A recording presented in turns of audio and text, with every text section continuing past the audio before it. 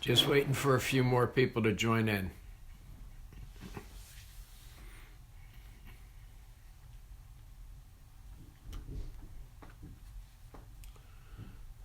I suggest you guys do this on a computer, laptop, or a iPad, some big screen device rather than on a phone.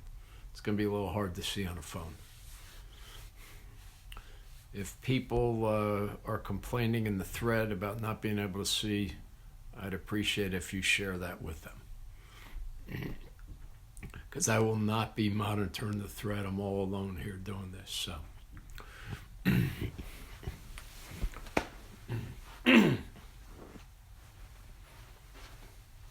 Okay. Hey, everybody. Pete Maimone, Gloria Zasco Realtors, HUD local listing broker. I'm putting on this little presentation since everybody's stuck at home, and good opportunity to basically train you guys a little bit more on how to successfully sell these, the do's and don'ts, some tricks like tips and tricks, so forth. This is a joint effort sponsored by myself, along with broker Andrew Zasco, my HUD listing partner Rick Hendrickson, as well as Evduza Ramaj and Ronnie Glum from Your Town Realty, Yoon Wang from Safeway Realty, Imad Nairuz from Top Quality Realty, John Pepe, Joanne Lynch, Bob Anampara from Century 21, John Anthony, and I'm probably forgetting somebody, but we do these once a month, seminars, outreaches to both agents and buyers. We can come into individual offices to train groups of people. If you can get a group of 10 or more, that's ideal. We do them at mortgage companies, real estate offices, and because of the current situation, we're doing these via webinar now. I hope you find some things beneficial here, and above all else, I hope everybody's safe and healthy and staying in. I know we're still selling stuff. I know some people are still going out showing homes. That can still continue, obviously with the proper safety measures in place. Just look around. There's a lot of great ideas for best practices. I don't accompany people through these homes. I'll unlock the door, wait in my car, and tell them, call me on the phone when you're done. Anyhow, we're going to get started here. And like I said, if you have questions or comments, just put them in the comments field. I will respond to everything once the seminar is done. But the phone is off. If you're trying to reach me, you're going to have to wait until after we're done here. Leave a voicemail, text message, whatever. But if you have comments or questions, put them in the thread. There are going to be some other HUD local listing brokers that are familiar with this program as much as I am, and they can maybe answer your questions as well. Okay? All right, so we're going to get started.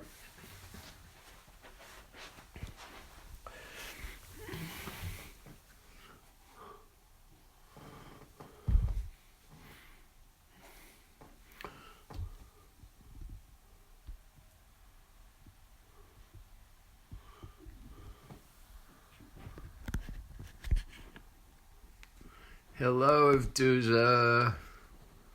Hello, Margaret.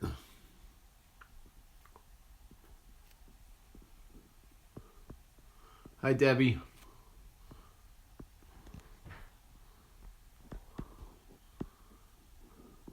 Let me try to get this Zoom to work. There we go.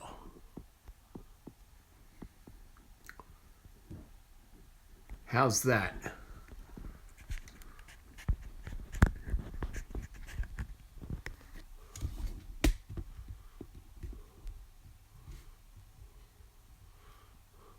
We have a nice little group so far. That's great. Okay, and like I said, I know that we have at least one very experienced HUD local listing broker on the thread. If you have questions, please put them in the comments section. I will not be responding to them directly, but perhaps some of the other local HUD agents will. And I will answer any unanswered questions or comments when this is all done. Okay, and tag your names in them, so you know there's a reply there. Okay, all right, so let's get started. Once again, first things first, I suggest you do these on an Apple TV if you can blow them up, just like we're doing here. Decent monitor screen on a computer or iPad, but definitely not on a phone, okay? Because you're not going to be able to really see much. Because I'm doing this through my phone now, and although I know my way around this website, I can barely make it out.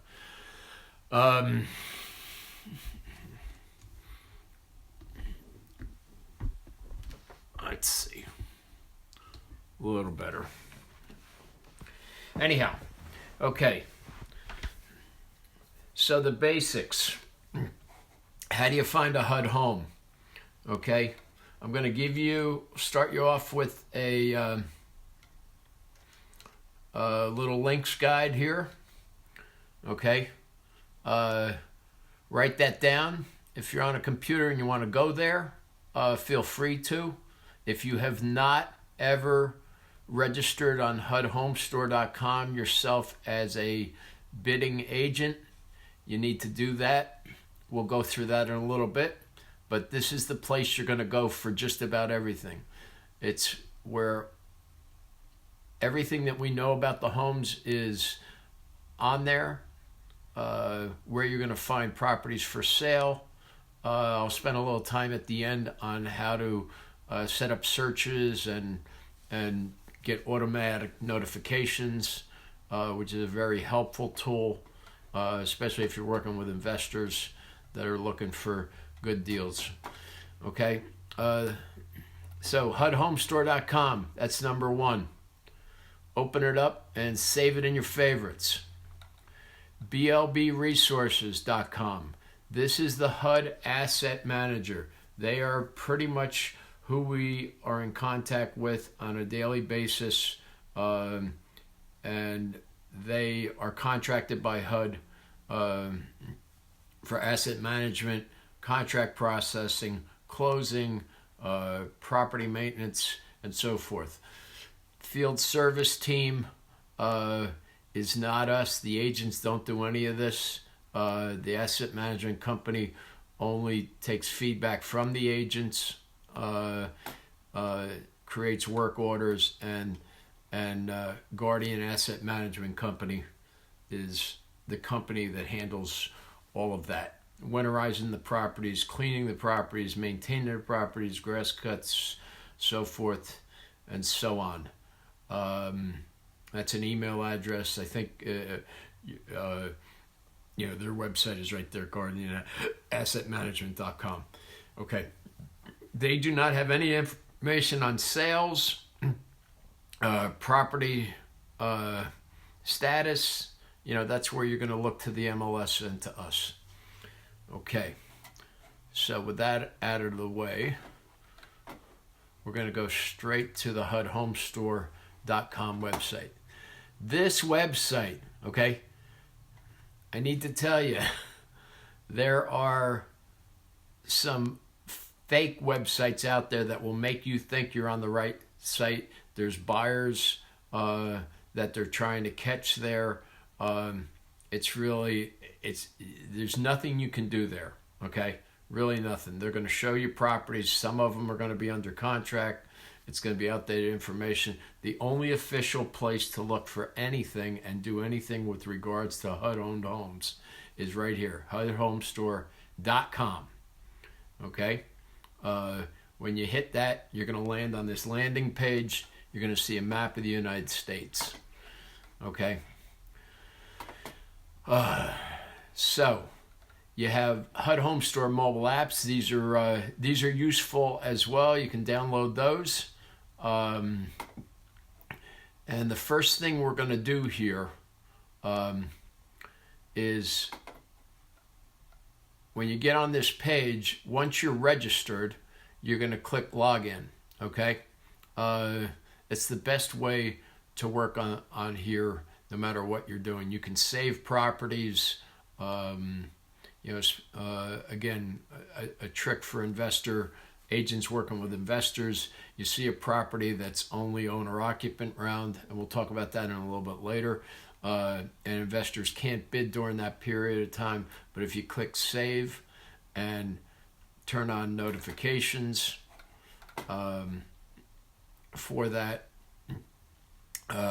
you'll be notified whenever there's a property status changeover. Okay? So, how do you register? Right here. Register. You're going to register as a bidder. Your buyer clients can register as public. Okay? They can build their own searches. They can have access to everything, pretty much everything that we have access to, with the exception of the ability to show the property and the ability to submit bids. Bids can only be submitted through a HUD registered broker. Okay, so if you haven't registered already, what you're going to do is you're going to go to register. You're going to go to bidder. Bidder means you're a real estate agent. Okay, so NAID.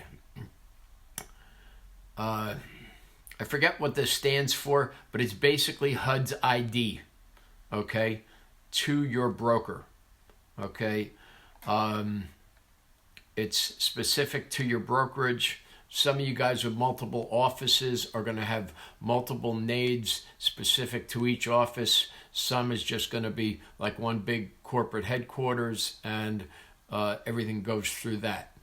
Okay, they did allow in recent years the ability to set up multiple separate offices under one company.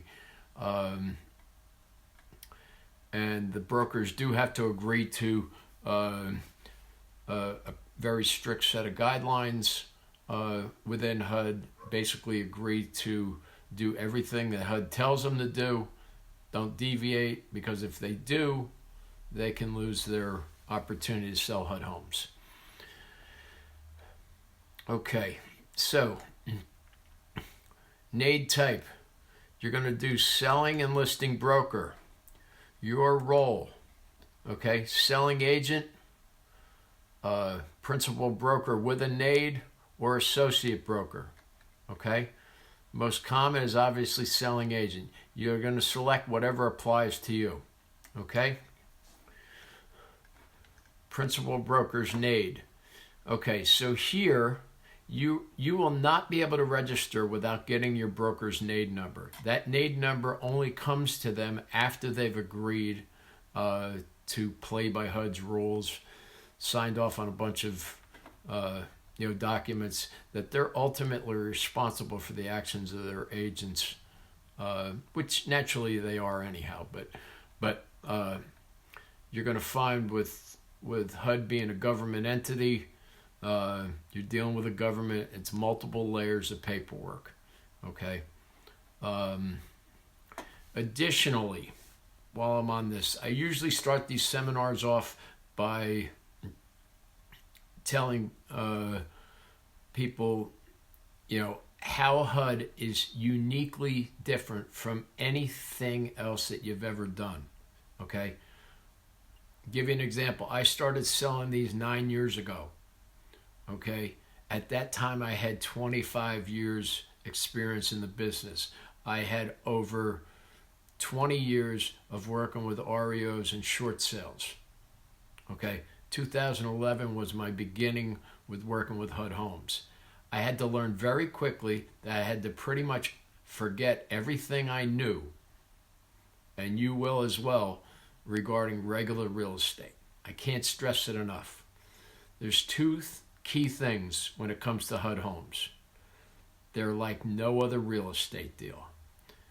Attorneys, title companies will tell you, oh, I've done this, I've done that, and I can tell in a 5-minute conversation if they've ever dealt with HUD and the way we're working right now. Okay? There have been some changes. Pretty much all the changes, in my opinion, have been better. Right from the asset management company down the line to 15-day windows for owner occupants, and first, and 5 to 15 days depending on the property condition, right up to not having to wait 30 days to submit investor bids, not having to wait another 30 days every time a property goes through a price reduction,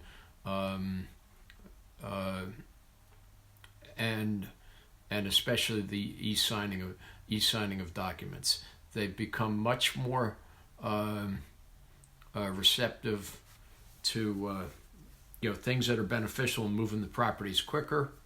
The one thing I will tell you, you got the other key thing is you absolutely have to read, okay, everything, like across the top right there.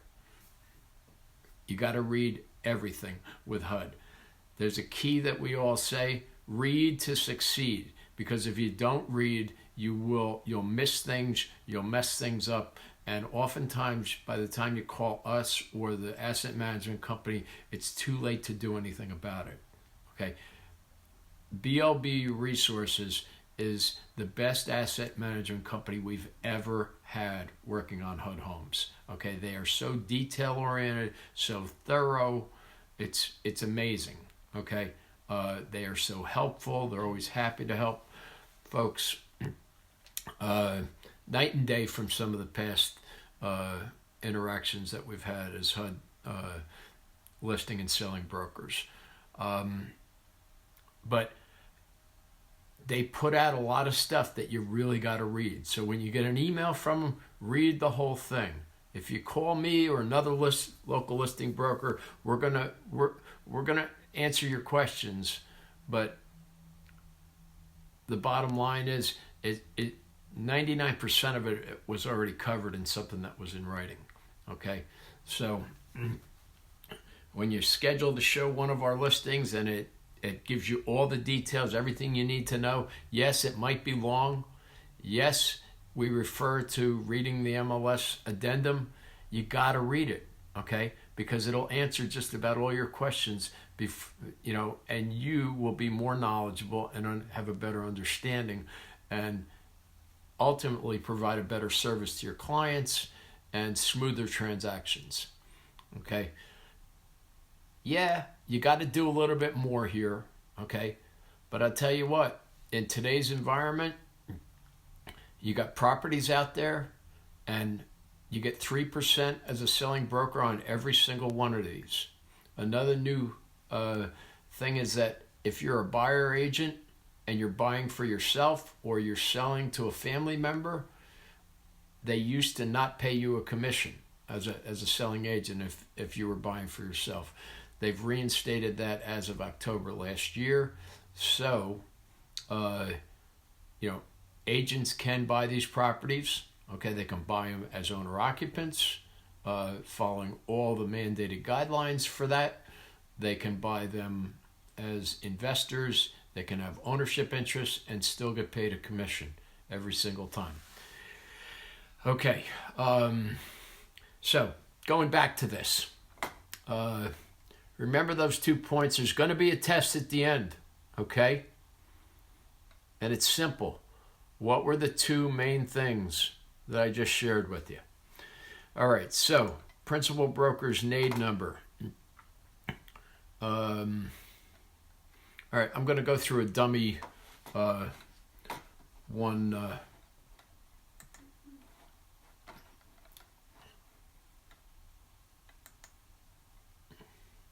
Bear with me for a second.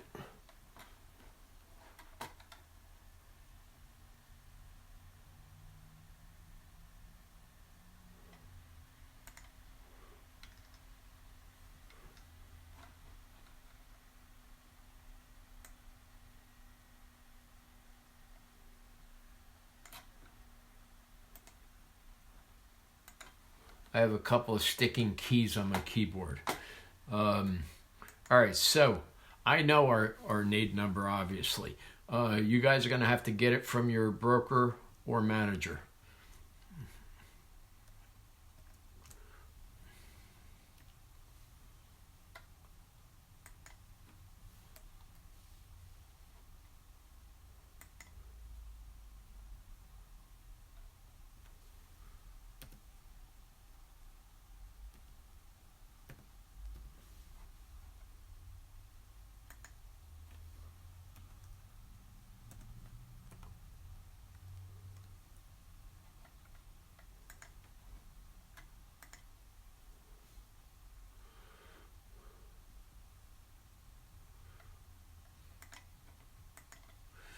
Okay, your real estate license number.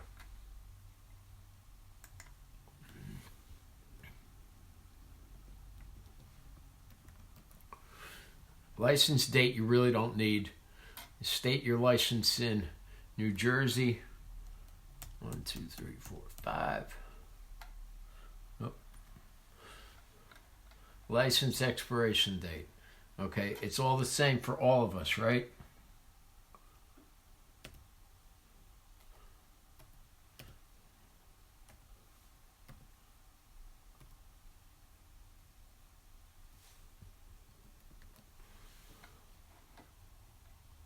Okay, then you're going to click Add. Now, once you click Add, it's going to ask you to complete the rest of the information with your office, okay? Since the NAID number is in there, see how that worked? It automatically autofills our information here.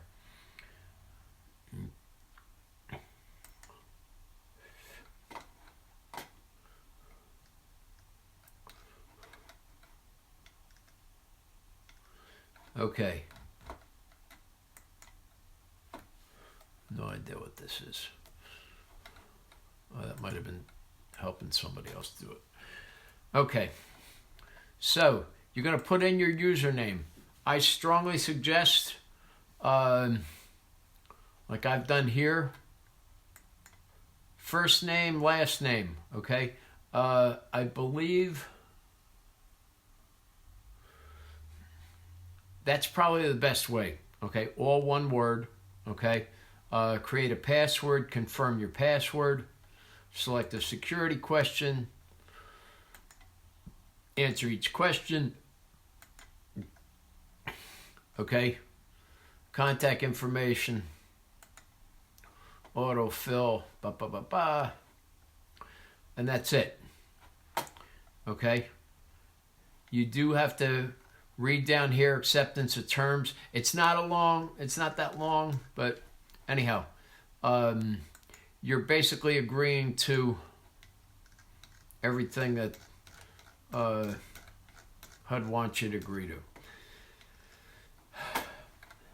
Then from there, it's a very simple, easy, basic. You're going to click I'm not a robot. Tell them you're a real person. Hit submit. Once you hit submit, down here in the lower right-hand corner, it's going to either say, it's going to give you a confirmation that it worked, or it's going to give you an error message saying you need to fix this. Okay, I'm not going to do this because I'm already registered and I don't want to confuse the system and cause all kinds of problems.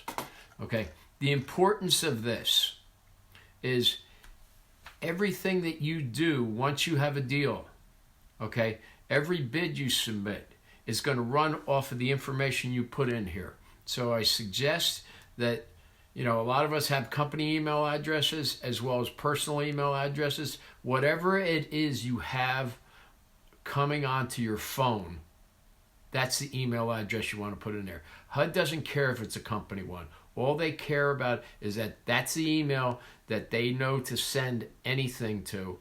And once you're in a deal, things happen very quickly on these deals, and they're very short time frames. So you can't say, "Oh, I didn't see it." Okay.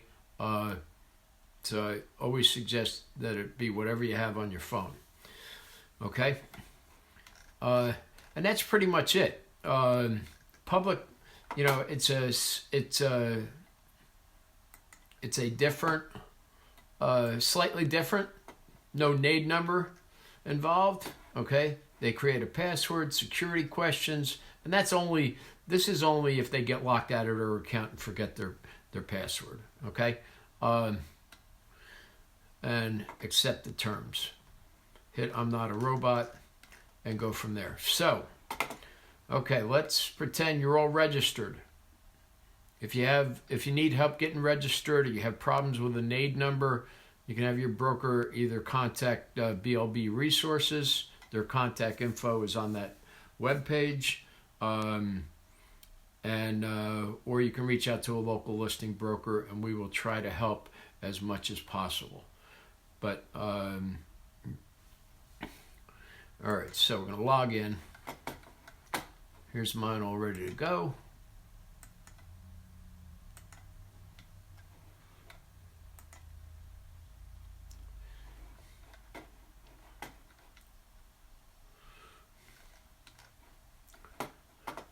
Okay, we're going to come back to this later. Save properties, save searches, accepted bids. This is all stuff down the road. Manage profile. If there's something that changes in your profile, you can go here. You can only access these once you're in there. Okay. If you've switched offices, you're going to change the NAID number. You're going to update anything else.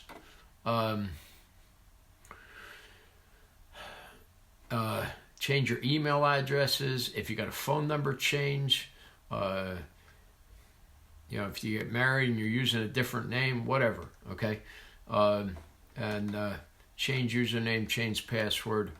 I know some people use their email address as a username.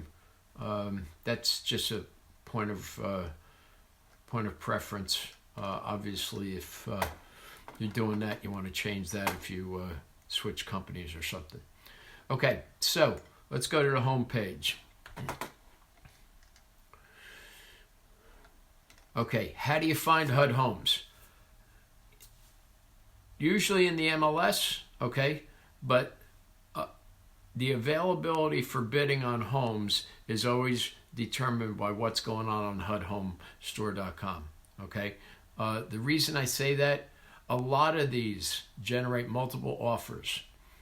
And when that happens, usually on the first round of owner occupancy, which is 10 days, that first round is 10 days and bids get open on the 11th day.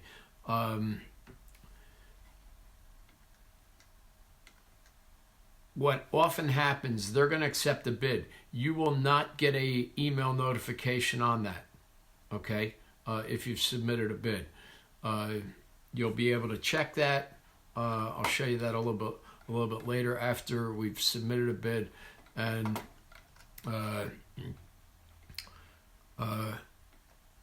then from there, in that window, you'll be able to see the status of the bids. So,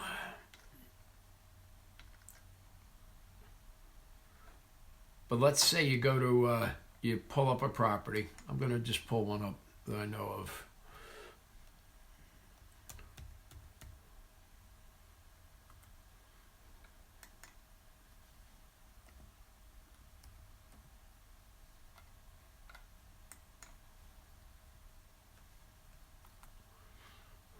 And search. Okay, so here's one that's been on and off quite a bit. It's a problem child house. Poor Avduza and her team have been working hard on this. I've been trying to sell it myself. Okay, so all I did here was Somerset County. Now, for the purposes of understanding what's going on here on HUD Home Store, we're just taking one that we know is available right now. And to get the full details, right here is a summary, okay? And I'll quickly go over this. Okay, this is the exterior front photo is usually always the first photo. 15 Far Hills Avenue, Far Hills, New Jersey. The current price is $424,175. New just means that it's new back on the market, okay? It doesn't mean that it's a brand new listing, because this one obviously isn't. Number of bedrooms, number of bathrooms. Right here, listing period extended, okay?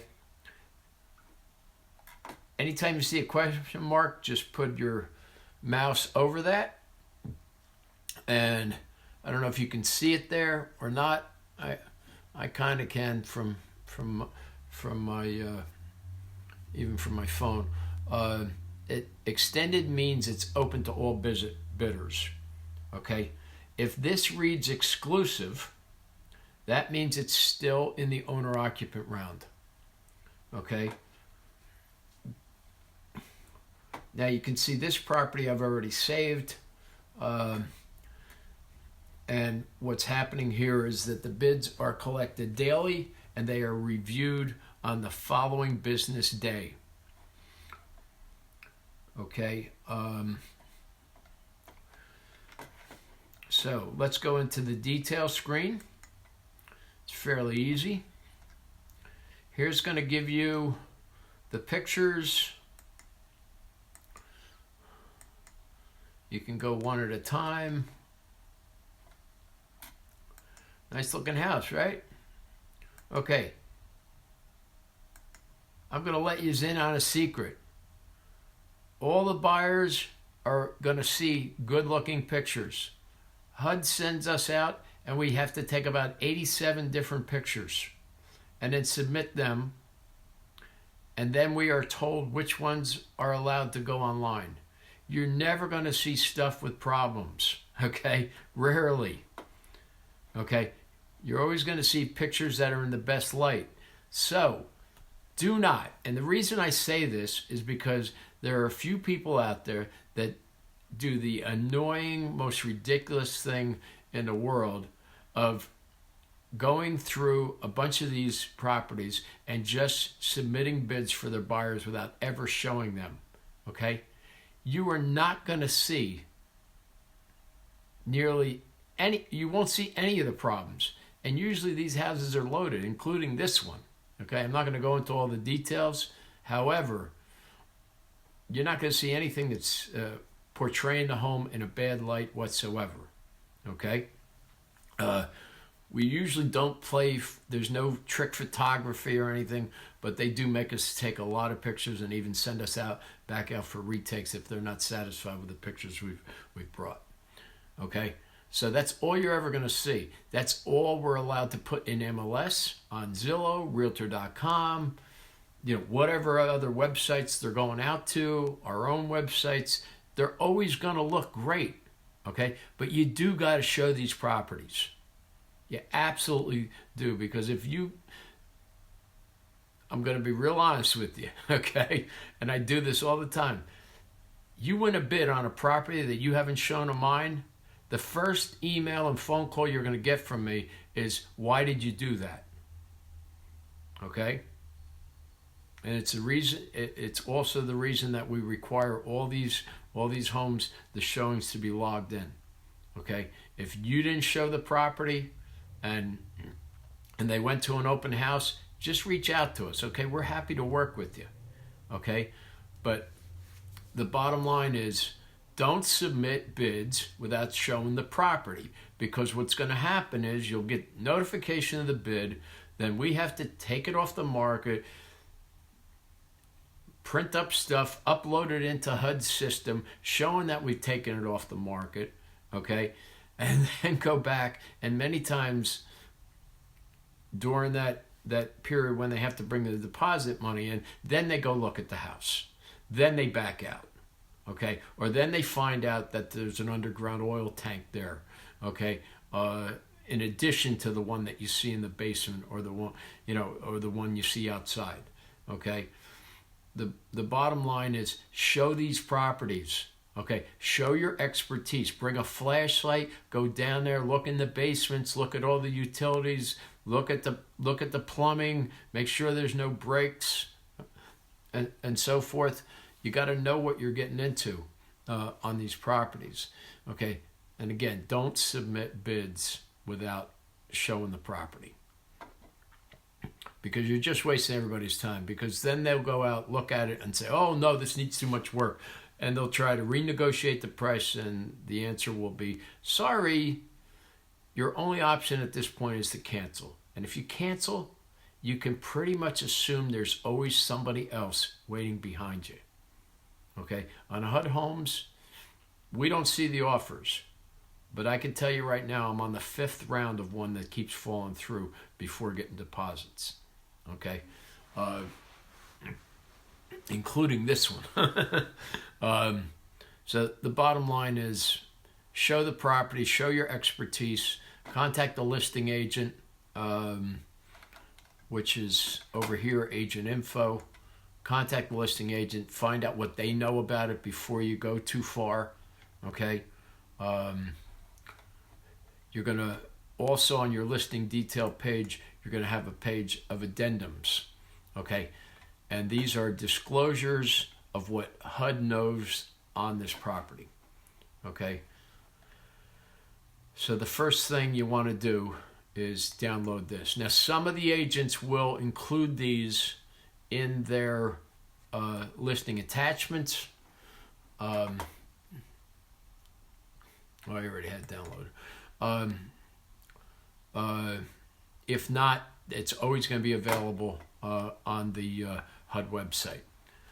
So, what'd we say? Read everything, right?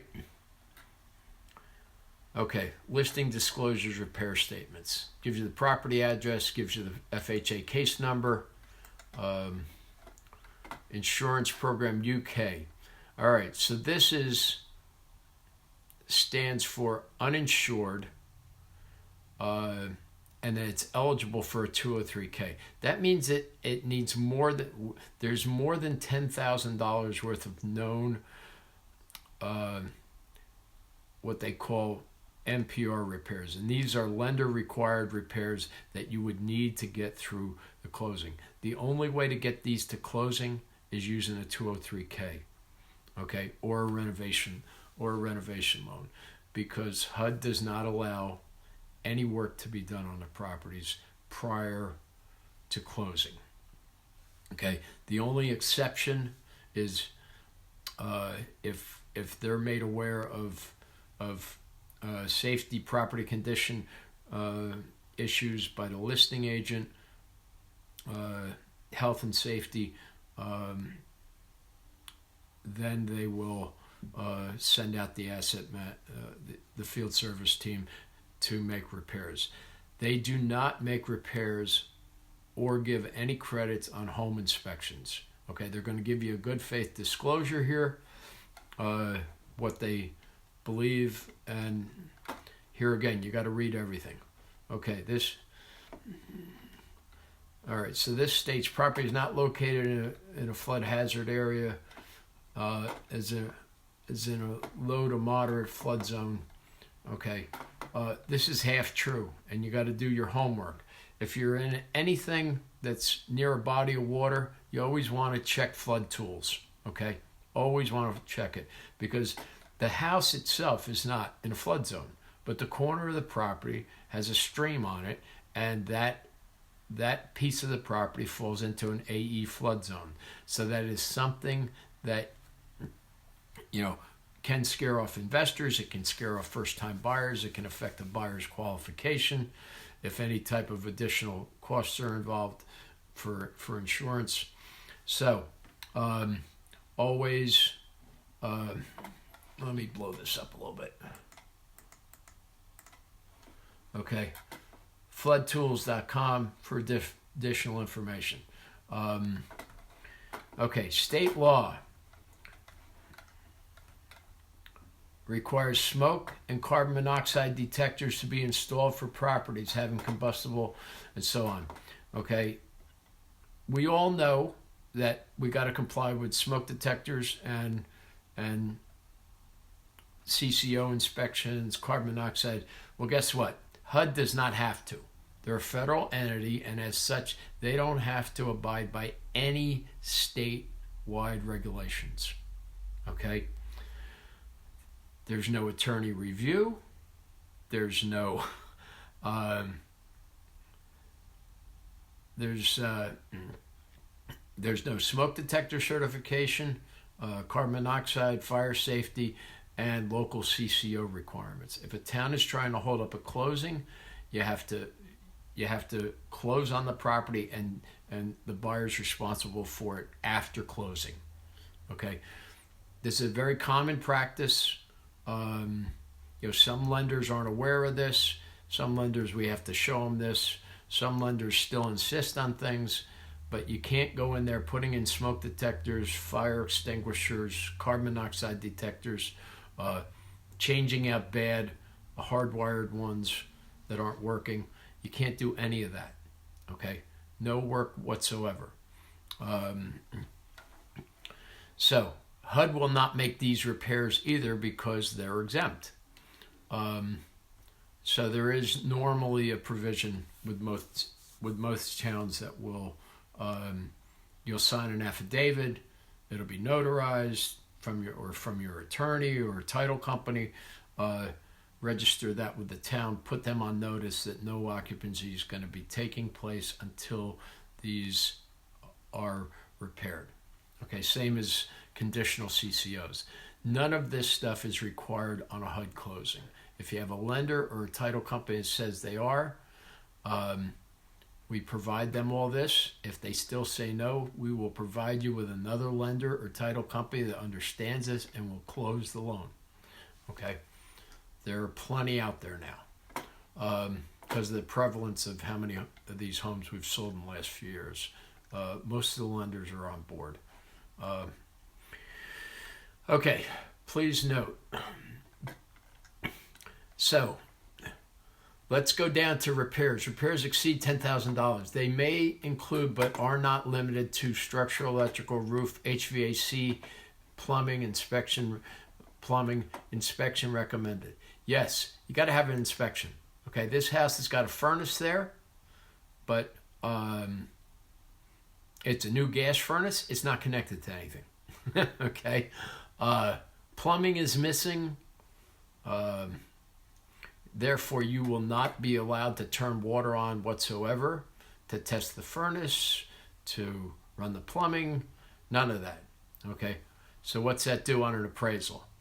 It basically means you got to go with a 203K, okay, or a renovation loan that they understand this stuff is not going to be working and will still close the loan.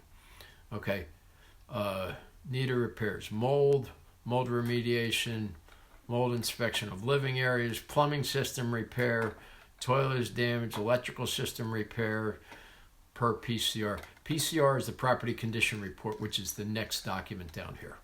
Okay, all it is a basic overview. It is not a home inspection. It's just an inspection that says it's just a overall inspection by the field service team when the property is assigned. Okay, they will go out, do visual inspections on the roof. They will go out and do visual inspections of the property. It is by no means a home inspection. Okay, cooling and air conditioner, none there. How was the heating furnace tested with a generator? HVAC system not applicable. Okay, electrical wiring damaged. Electrical wiring.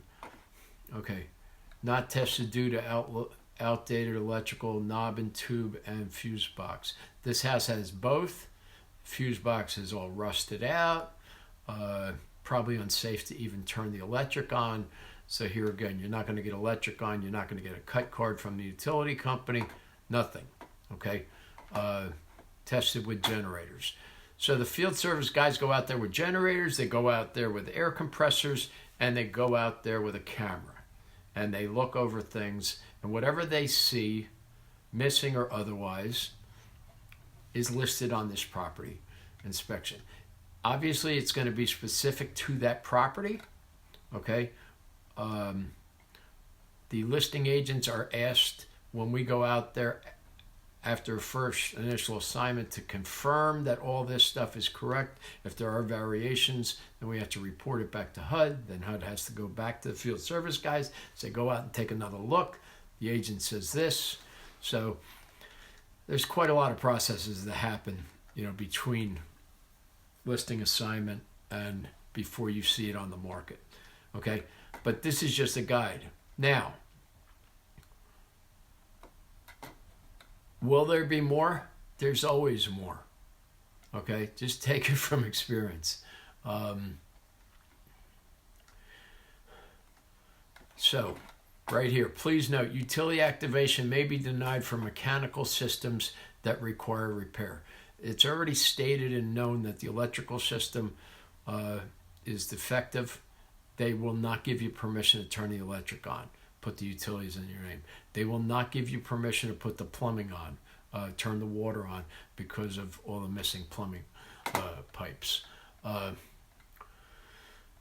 The buyer may seek field service manager approval for alternative testing methods. Okay, so whatever that is, you have to request that approval through that 3P at Guardian Asset and guardianassetmanagement.com.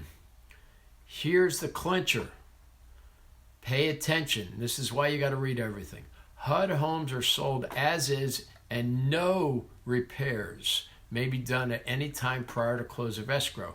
The purchaser may not occupy, they may not rekey, or make repairs or improvements to the property until close of escrow, even if it's a lender requirement.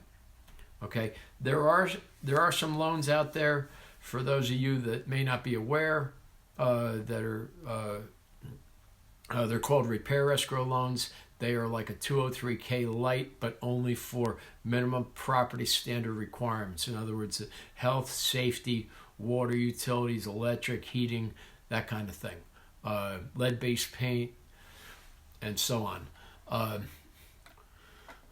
Please note, any repairs listed are an estimate. Seller does not guarantee or warrant that the property is free of visible or hidden structural defects, termite damage, lead-based paint, or any other condition that may render the property uninhabitable or otherwise usable. A final list of repairs, if applicable, will be determined by your lender and the buyer's appraisal. This information is accurate based on the data available at the time of listing, is deemed reliable but not guaranteed. All information should be independently verified. Now, should you win a bid, in the contract, there's a very big exhortation to the buyer to have a home inspection. Okay? It is not a home inspection contingency. You can't get out of it unless there's legitimate defects above and beyond what's already been disclosed that make the house, unsuitable or unable to live in. Okay? HUD is not going to renegotiate the price. They are not going to give any credits. Your only option is to cancel or continue to buy it as is, and with the appropriate financing to get it closed. Okay? I know there'll be more questions on that and the CO and all that other stuff. Just put them down in the comments and we'll address them after I'm done here. Okay, but these two documents, key. Always want to look these over. I pull them down before I even go and show the property. Okay, on my way out to show the property, I call the listing agent, get the details.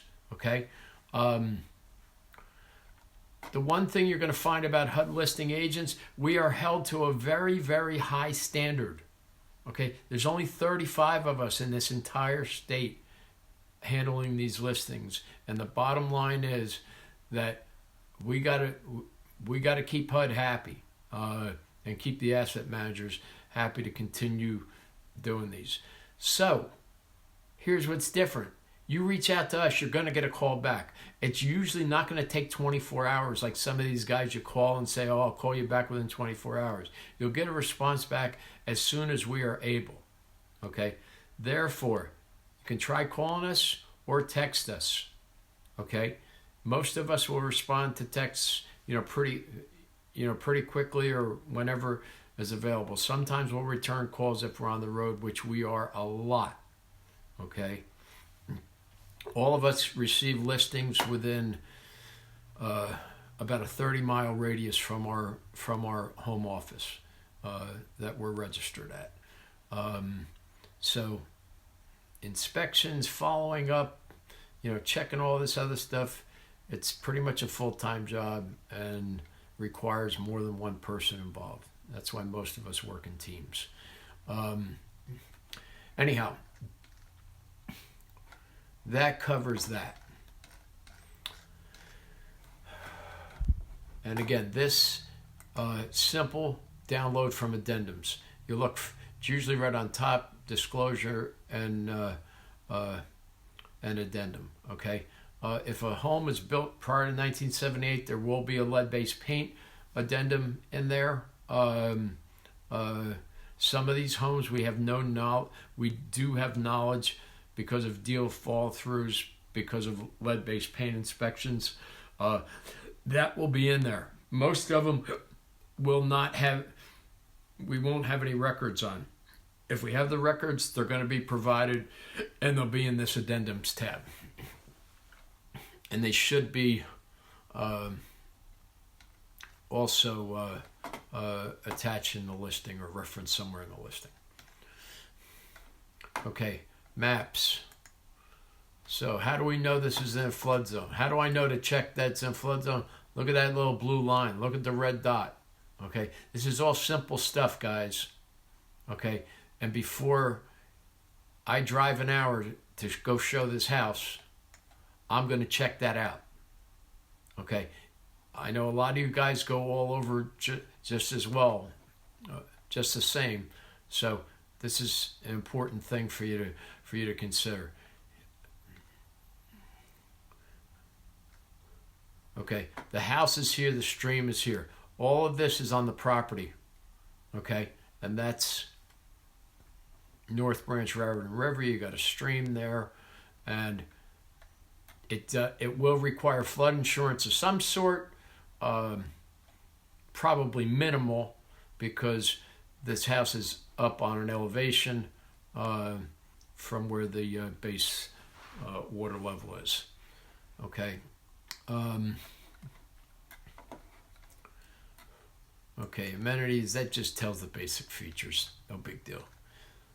Finished basement. I wouldn't call that finished. Here again, it's deemed reliable, not guaranteed. Okay? What is guaranteed is all this information here. Okay? So let's look at this.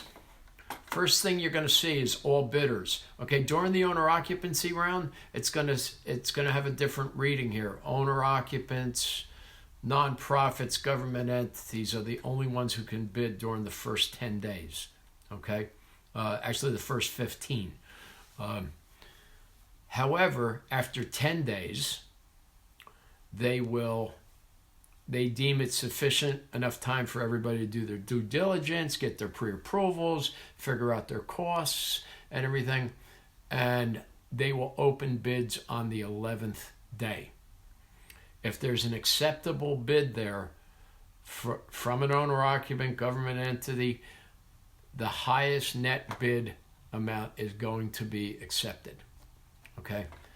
Now, here in red, availability of the home is subject to asset manager accepting a bid from an earlier bid period or removing the home from the market.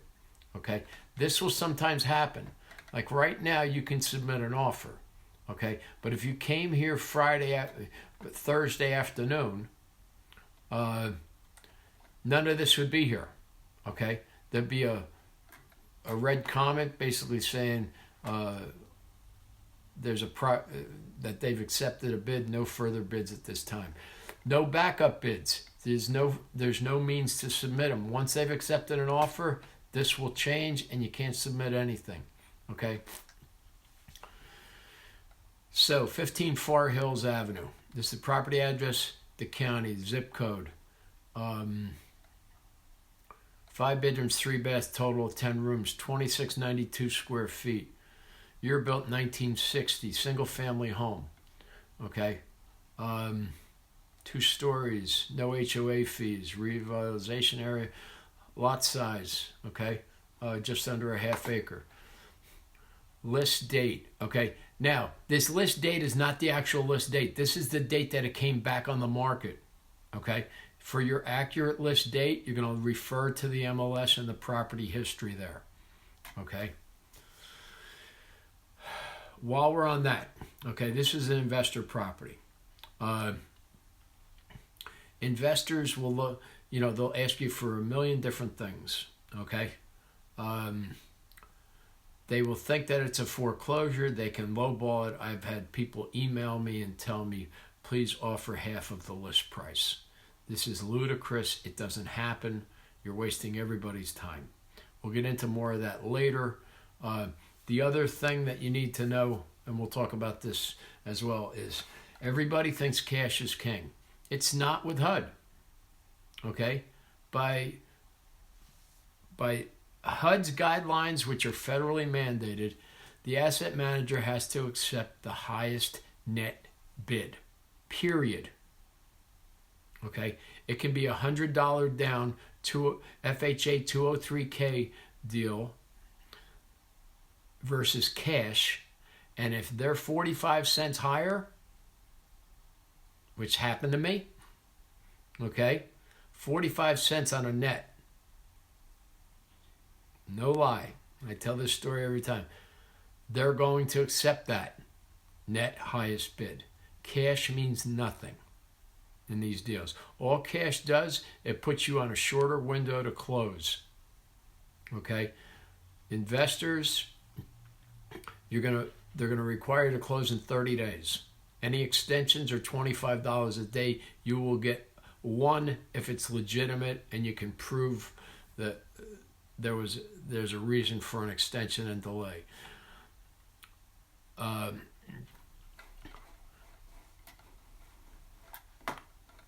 But the bottom line is, whether it's an owner-occupant or a investor, cash is 30-day closing, period.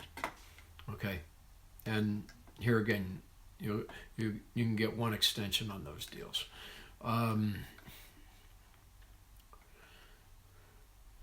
Okay, so period deadline 6/28. So this right here, and I'm going to open up another one that's an owner occupant only bid. This date will tell you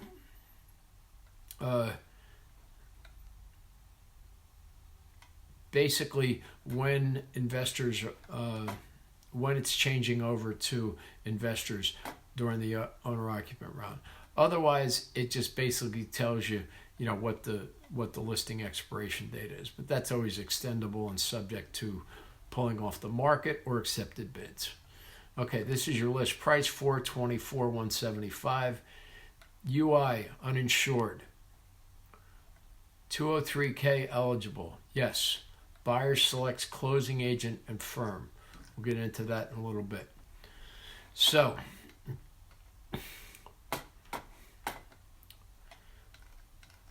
this is one way of finding the properties and finding out the details. The other way is your multiple listing. In a lot of ways, your multiple listing system is going to give you more. Give you more information on the property. So let's go here.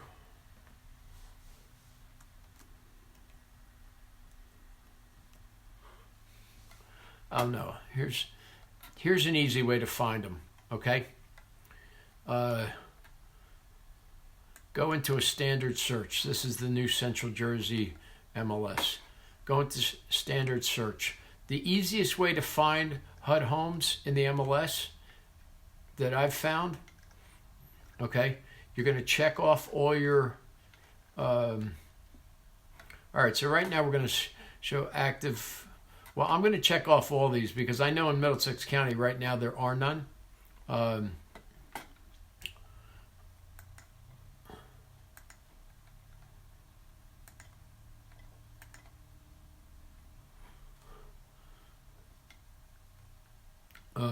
There's nothing active, but that's probably about to change.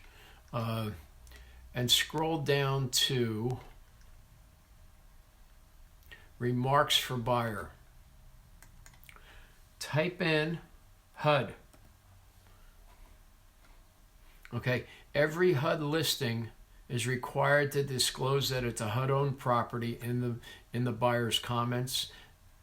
Required to disclose the property case number, the property condition, type of financing, and type of property it's listed as. Okay, so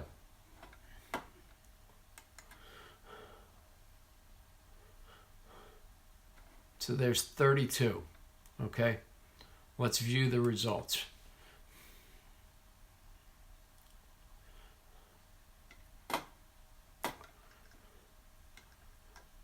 And as I said, there's nothing available right now.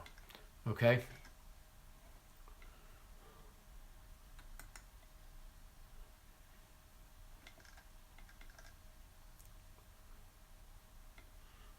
Oh, this system drives me crazy.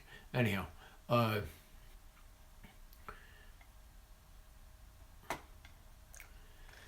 so why do you want to go here? Okay? Let's do this one. Under contract, continue to show. This one has an underground oil tank that people keep backing out on because of. Okay, so here. That's the easiest way to find them. The next thing you want to do when you're here, okay, again, read everything. They require us to put this stuff in here in the hopes that you will read it. Okay? Additional docs. Attached docs. Okay. HUD bid submission instructions, seller disclosures. You want to find their addendum, okay? So we're going to open that up, and here we are. You need to read this before you submit a bid. Here's why, okay? It covers every aspect of what you need to know. Okay, I would suggest you can get this document off of the BLB website or attached to any HUD listing out there. Okay, whether it be I don't know if the MLS saves them after they're closed, but you can certainly find an under contract one and download it and get the criteria. These are obviously property specific. However, the only things that are really variable on this document is the property address, the case number, and the last page about investor bids and so forth. Buyers responsible for determining water source. Okay, so all this highlighted down here is for the specific property. So let's go through this very quickly. I'm going to highlight it. Okay, general disclosures. Refer to last page of addendum for specific property disclosures pertaining to this property. HUD home sold as is by electronic bid only. Okay, this leads to the next thing that I've highlighted and red letters bold. Selling agents must register as a bidder on www.hudhomestore.com to submit their buyer's bid.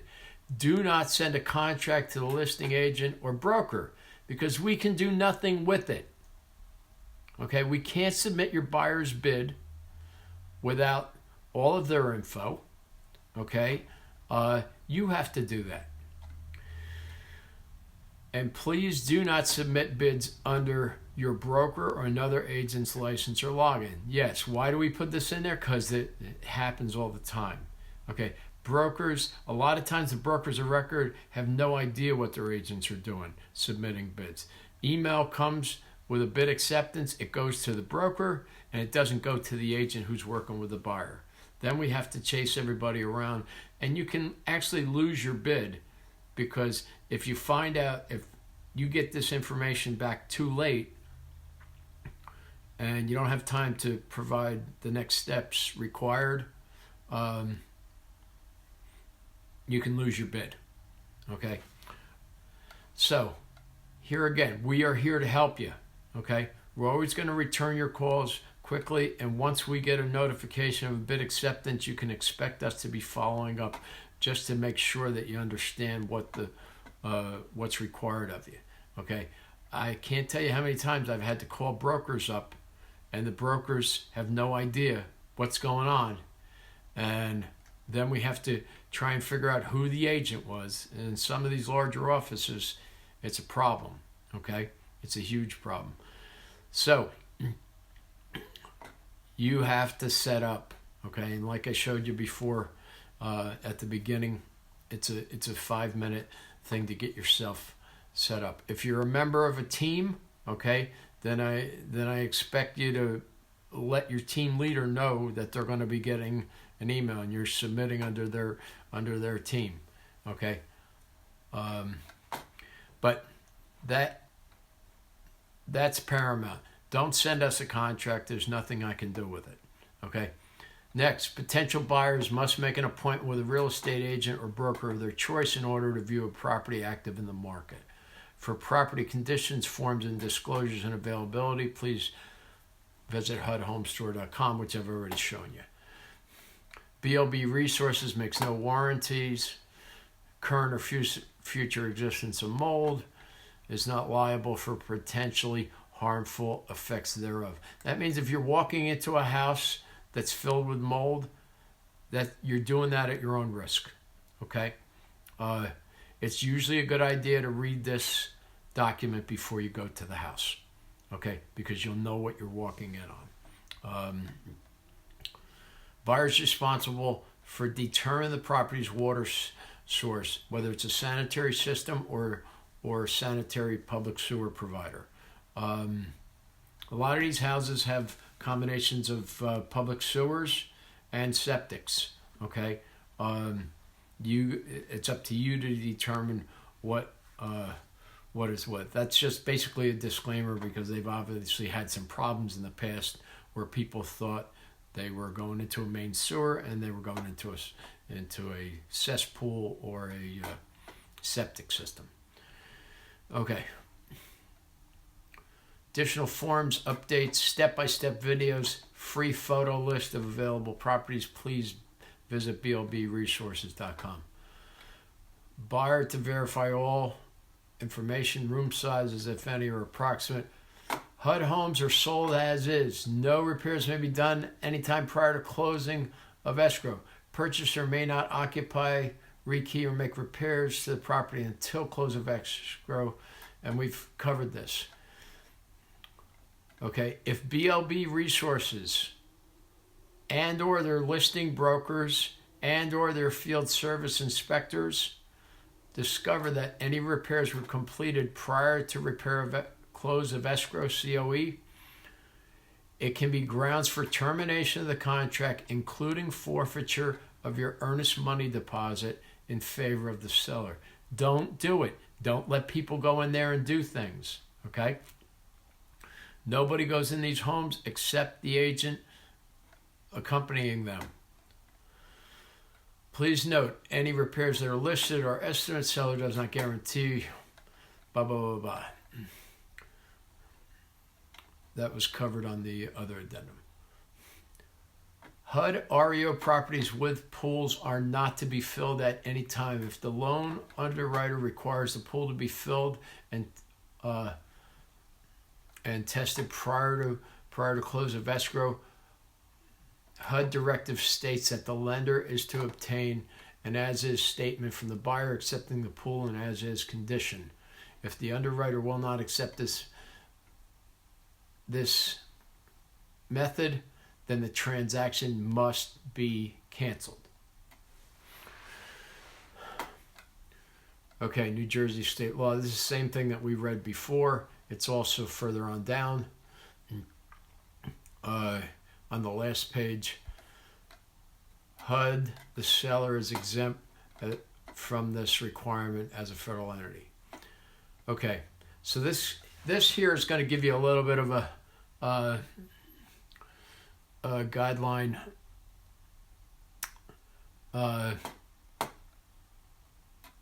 An additional incentive for your buyers and for yourself. HUD really, their primary goal is always to increase home ownership. Okay. Secondary, they work with investors only, to help dispose of properties faster. But they're all about, rebuilding neighborhoods. So if a property is an eyesore, they highly encourage people to use the 203K. That's what it was developed for. Okay. 203K, obviously it's restricted to only owner occupants. But here's a great incentive right here. Buyers, $100 down payment on HUD homes financed with FHA insured financing. Okay. Yes, they're going to put $1,000, $2,000 down, $500, depending on the sale price of the home. But on average, it's going to be $1,000. Okay. Well, why do they have to put $1,000? Because the $1,000 is they want to have something to hold the deal together. Okay. It's not a lot. It's subpar for most deals, and that $1,000 is just going to go into their closing costs at the time of closing. Okay. Your title closer will work that out. However, on HUD-owned properties, not all REO properties, you hear me? Not all REO properties, only ones that are HUD-owned. Many lenders, most lenders, I'm not going to say all, but any lender who writes FHA loans can accept the loan with $100 down. The buyer does have to qualify for the end loan still, okay? HUD will fully insure this, and they can call, the 1-800 call FHA number, ask for the underwriting department, and they will confirm that, okay? That they will insure that loan as long as it's a HUD-owned property, okay? So, $100 down. Now, can you do it on 203K? Yes, you can. This is like crazy. Okay? And you as the agent, they're giving you a $500 bonus to go through all the additional stuff that you got to go through to get an FHA 203K loan to close. However, the other upside is they'll give you 60 days to get this closed. And if you haven't got it done, they will, on a case-by-case basis, give extensions. Usually first extension on one of those is free. If it's a lender-related delay. Only if it's a lender-related delay.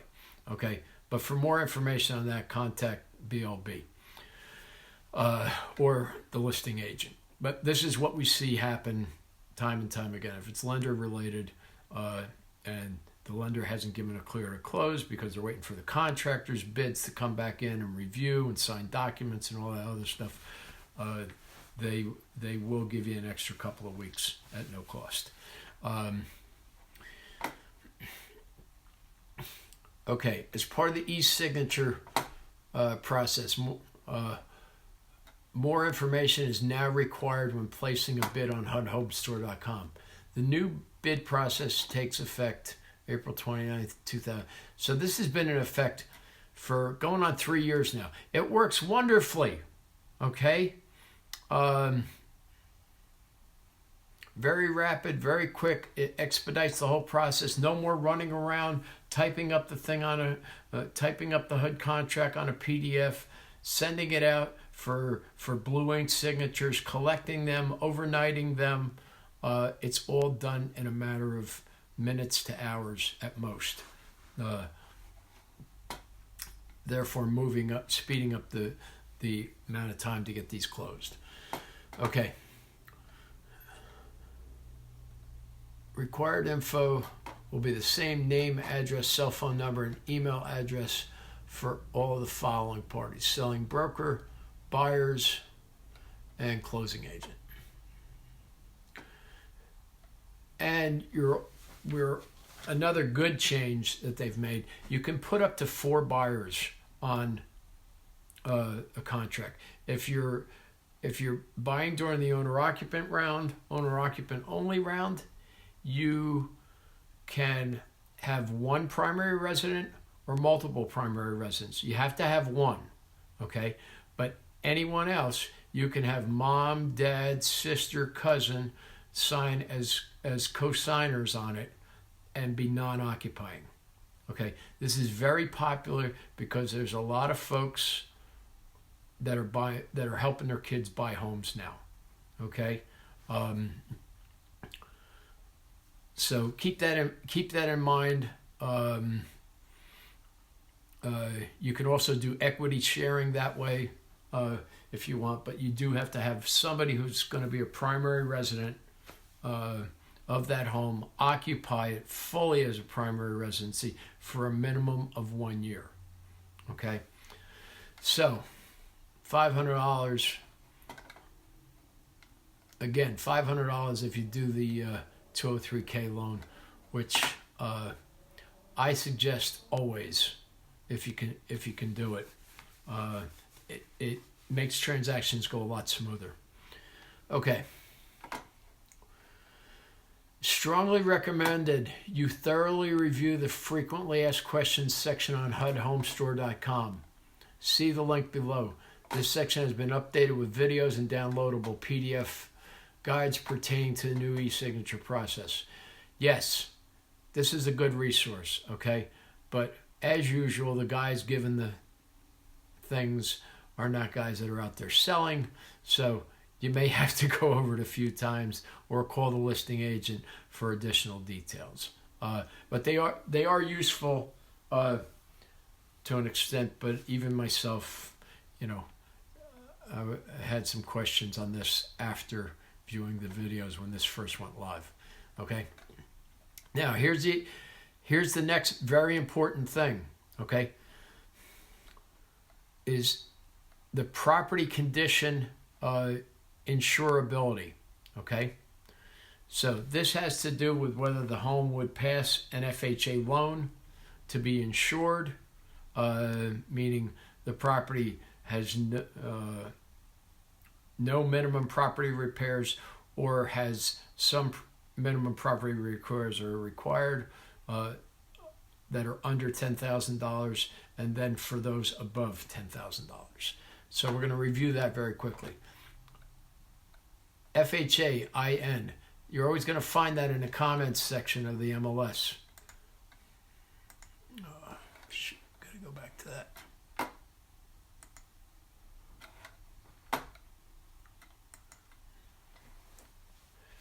You're also going to find it on the last page of this disclosure. Okay? Sold straight. So this one here is IE. This is the most common. Okay? Because usually these are going to have some type of repairs. So if you see IE, insured with escrow repairs, that's where there are required repairs before the FHA will accept the loan as insured. However, they've made available the repair escrow loan, which will take into account only minimum property requirements.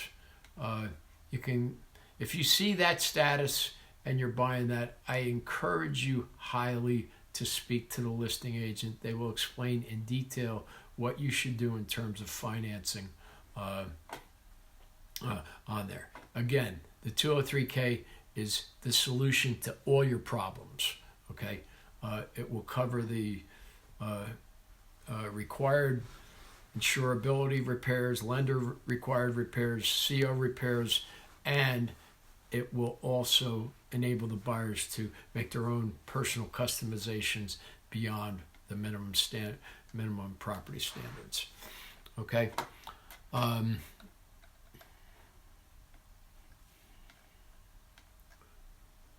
So I just glanced up. You guys are all still here. I'm glad. I'm trying not to bore you. I'm trying to hit what's, the main things that are important. Just one thing on these things. This was the required language when the property first went on the market. Since this one has been falling through left and right, this investor expiration date is no longer applying. My phone was ringing off the hook on the 25th of 24th and 25th of the month, okay, from investors. But because we were still in the owner, and we still are on this property, we're still in the first round. There'll be another 4 days. If it falls through and no further bids are acceptable, it'll come back on the market for another 4 days. But when that happens, this stuff will all be adjusted. I highly encourage you, when you're showing these properties, okay, don't guess at the lockbox combinations. If there's a super or electronic lockbox, don't just go, okay? Log in. We all use showing time for multiple reasons. One of the biggest reasons I use it is I'm tracking who's going when, who's stealing keys, who forgot to put the key back in the lockbox, who's damaging the house, whatever. But that's one useful thing which I hate to have to resort to. But the real benefit to this is when properties fall through and they come back on the market, if you've been logged in as a showing agent, okay, you're going to get a notification from us letting you know this property is back on the market, if it's been price reduced or additional disclosures. Like when this comes, if this one were to come back on, okay, we had no knowledge of an underground oil tank on this property until after the first bid was accepted. Okay, so when it comes back on, that's going to be disclosed. It's going to go via showing. It's going to go out via showing time. Email notification to anybody who registered. Okay, so please do log in through showing time. Most of us do not use the phone service for them. Okay, so it's simple. Click the icon in the listing or download their app. Their app is wonderful, and you can usually schedule right on the fly in the car using the app. Okay, and they'll be instantly confirmed, and then you'll be getting a bunch of instructions on what to do, including read the attachments. So, okay, so let's go back here.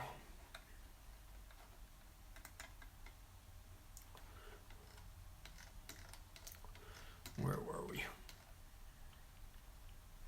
And again, this document is going to be attached to every HUD listing. Okay, so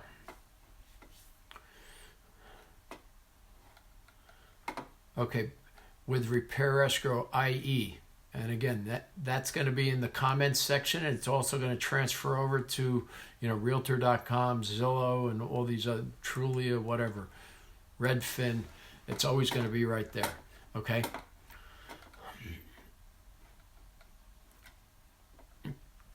Okay, so these two categories are available exclusively for owner-occupant, registered nonprofit, and government agency bidders for the first 15 days on the market. But please note the initial bid review is on the 11th day of listing. All bids received during the first 10 days are opened and reviewed simultaneously on the 11th day. If no acceptable offers are received, bids are reviewed then on a daily basis, Monday through Friday or the next business day. We should update this next business day. Until the 15 day owner-occupant period expires. That's calendar days, it's not business days. Okay?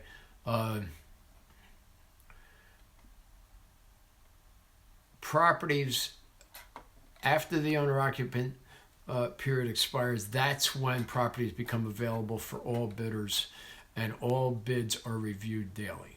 Okay? If you got an investor, show them the house. Okay? Show them the house. Like, usually there's an open house on these. Well, not now. But show them the house, within that first 15-day period, or really within that first 10-day period. This way, we make it a practice to show our investors the property in that first round. Anyhow, even though they can't do anything, they can see the property, they can do their calculations, they can run their numbers, okay? And that will put them in a better position to win the bid when it flips over to investors, okay? Rather than just taking a stab in the dark, all right? So take them in, show them. They're going to have at least 5 days, could be longer depending on the process of how long it takes to get one of these contracts signed off and binding, or cancel during that period. But the bottom line is they're going to be they'll be prepared to put in a bid as soon as it flips over to investors. Because guess what? If it flips over to a property flipped over to investor today, and you don't get your bid in tonight, somebody else does, you can lose it by tomorrow morning, because all the bids are going to be reviewed the next business day. Okay, and I always stress the next business day because it's not always Monday through Friday. You have Thanksgiving there always on a Thursday. Once in a while you get 4th of July in there, so forth. Long weekends always it's going to be on a Tuesday, and so forth. Okay. Now the only change, okay, so repair escrow, that's where we know there's going to be repairs required, and your best weapon of dealing with that is the 203K. However, there is the FHA 203B with repair escrow if people don't want to be locked into that long drawn out process of a 203K, as long as those repairs are under 10,000. If they are over 10,000, it's going to be listed here as FHA uninsurable. UI or UK. Uninsurable, eligible for 203K. These are available exclusively for owner-occupants for the first 5 days on the market. Now, when we have a property that has extensive problems, they don't want to wait the 15 days. Okay, so if you're an owner-occupant, you got to get your bid in within the first 5 days. That's why that's the significance of paying attention to these codes here. And it's one of the reasons we give these trainings. So you don't call me up and say, hey, why, how did an investor get that property? Because you didn't read the attachment like you're supposed to. So this is how it works. Okay? Put your bid in. Okay? Select 203K. Trust me, you want to select 203K on these properties. Okay? On the 5th day, investors, okay? On the 6th day, as long as no bids are accepted, you're going to get to bid on these. So you got to be ready. So if this is listed UK, get in there in the first 5 days. Okay? And here again, all bids are reviewed on the 6th day or the next business day after the 6th day. No acceptable bids are received. The properties are then available for bidders.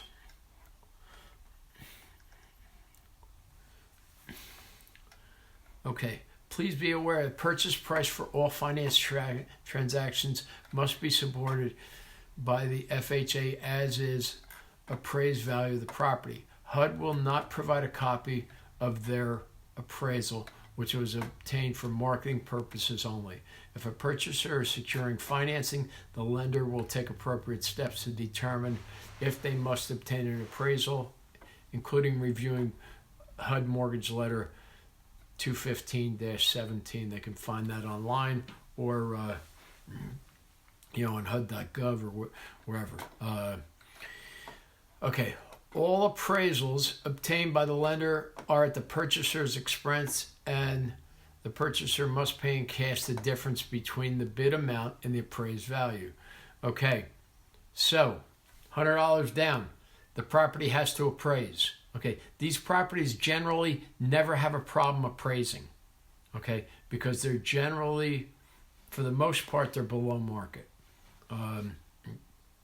Not always, but most of them are, and you're going to find that, and you can see that if you, I'll give you an example. Back to my list.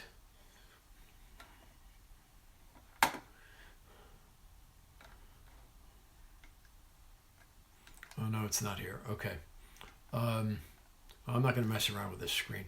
But if you do that search and you look at the list price to the sale price, or even if you just open them up, you're going to find that about 80% of these properties sell over list price.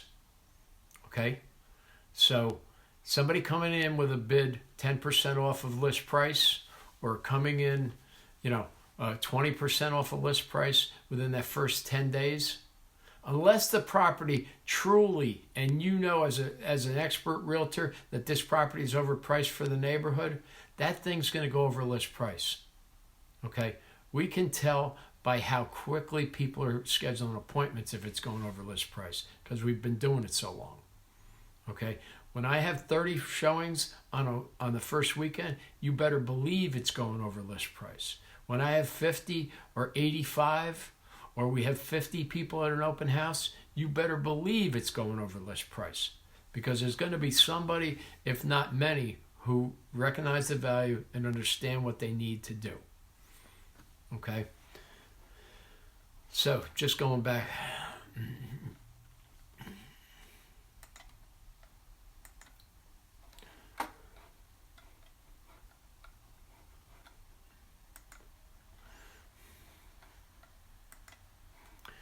Okay, so there shouldn't be issues with the appraisal. If there are, if you think you're unsure about the appraisal, you need our help, we'll be happy to help you. Okay. Okay.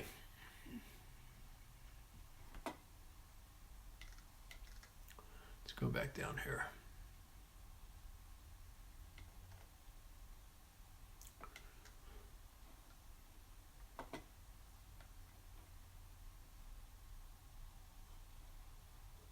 This is another good thing that you should do and have your lender read it, is go to BLB Resources and do as instructed here. Important reminders regarding bidding and lending on HUD homes. The link is found under the Agent Resources section in blbresources.com. I'll just click over there real quick. Agent Resources, New Jersey.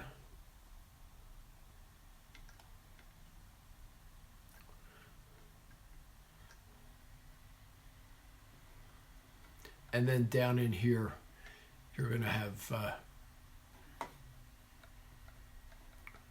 lender Q&A, important reminders regarding bidding and lending on HUD homes, HUD's info for real estate brokers and agents. Pretty much, this is like a wonderful website. There's so much information here. Like this here, they put together a weekly list of available properties as of, usually it's on a Saturday, not always, but somewhere near the end of the week or the beginning of a week, they're going to put everything that's available, put it in this brochure, and you can email it out to your customers and as a resource to help them locate specific properties. They're designated by areas and so forth. Great videos, great video tutorials that are, all public out there on YouTube. These are the links here. Okay, and just about anything and everything that you'll need on a closing is going to be found under Agent Resources here. All right, so let's go back here.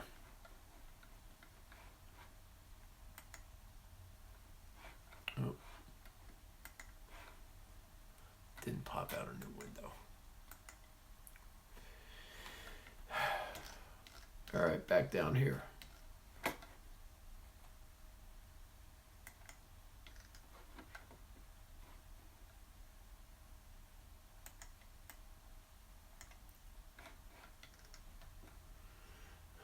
Okay, as of December 2nd, 2013, this is when they changed it over.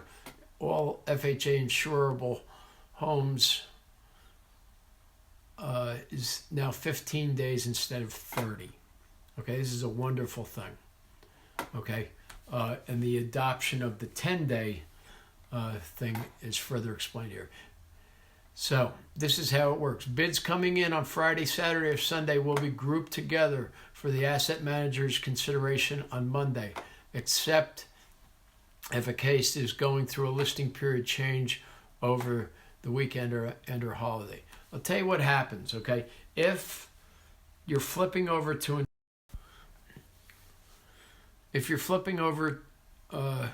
Investor Round on a Sunday night, okay, you can get your bids in, and I've done this, okay? I put in 8 investor bids on a property that was flipping over to investor on an uninsured property, okay?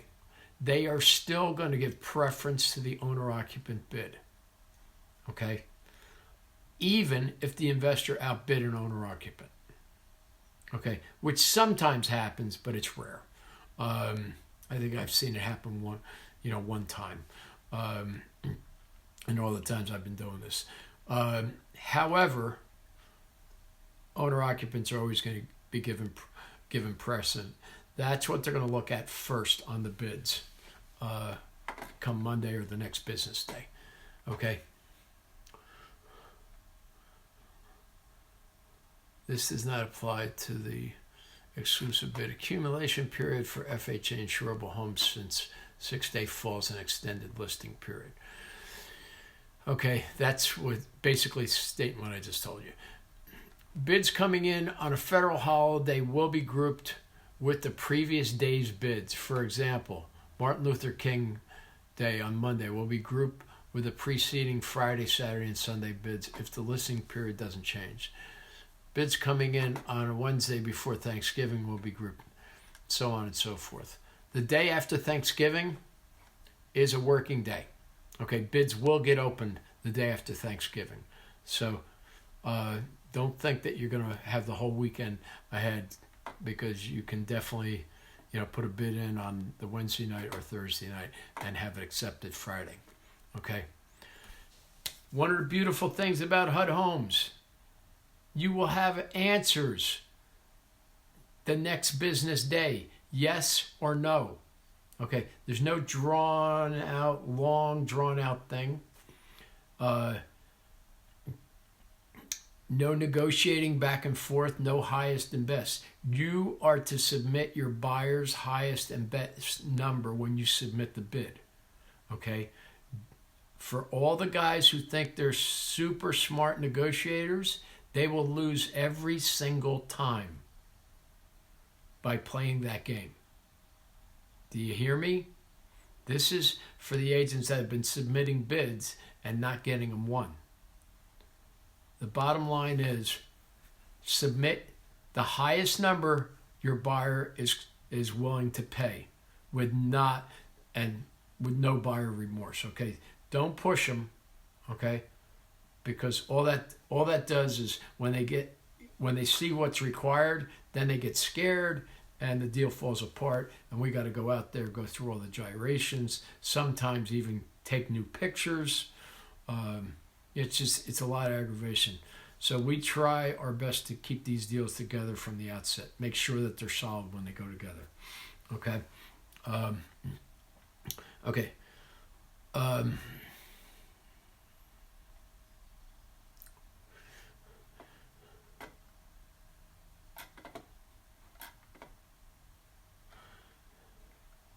Okay, bid submission dates will be extended for bids made on Friday, Saturday, Sunday. Bid submission deadline will be on a Sunday at 11:59 Central Standard Time. Okay, so that means you have until 1 minute before or 1 second before 1 a.m. Eastern Time. Okay, if Monday is a federal holiday, the same time frame. Okay, these will be reviewed. They start reviewing them as early as 7:30 in the morning, Eastern Time. Okay, doesn't mean you're going to get an answer that early. However, you will get an answer that next business day. Okay.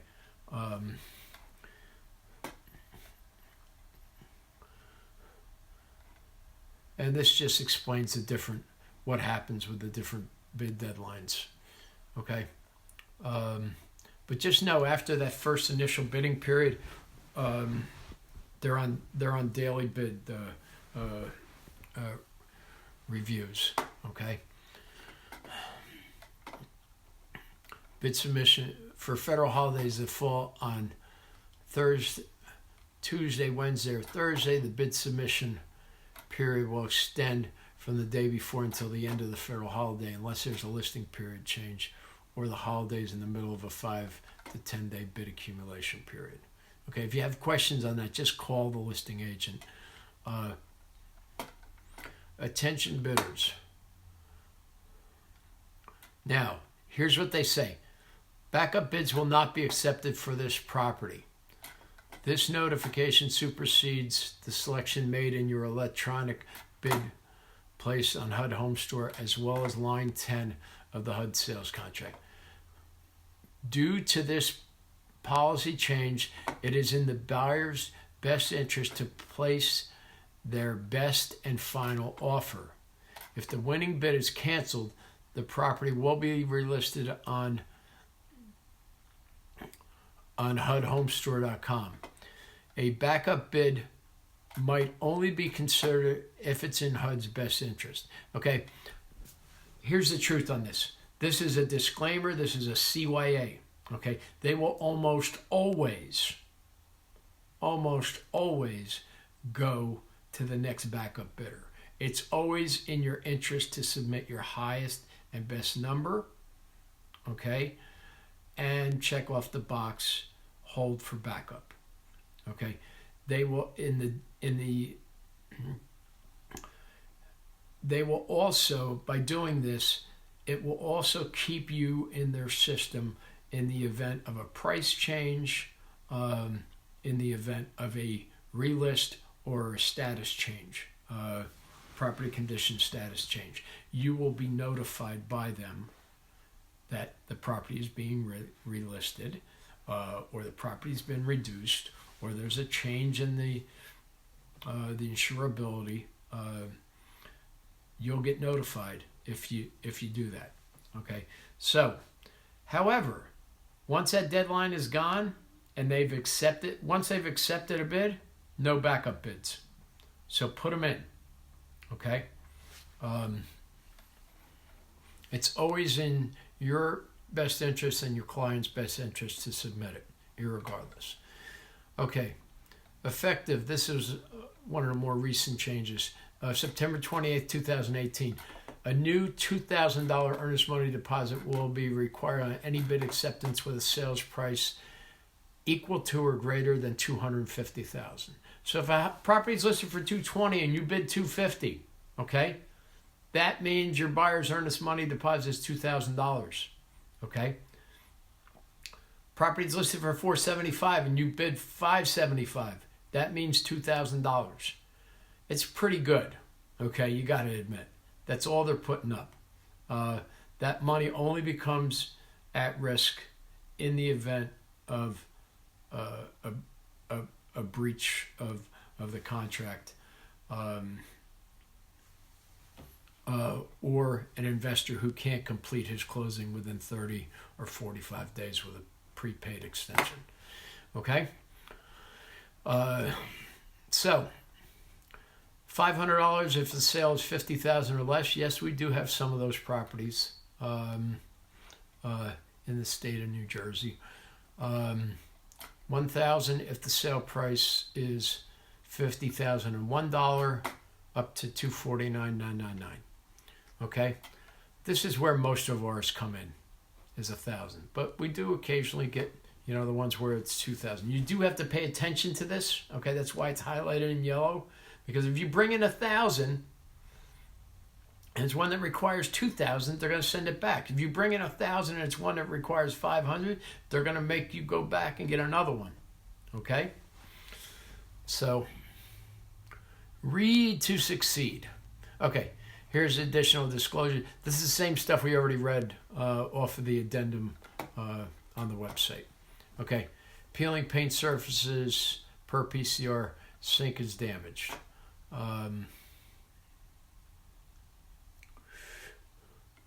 Let's see.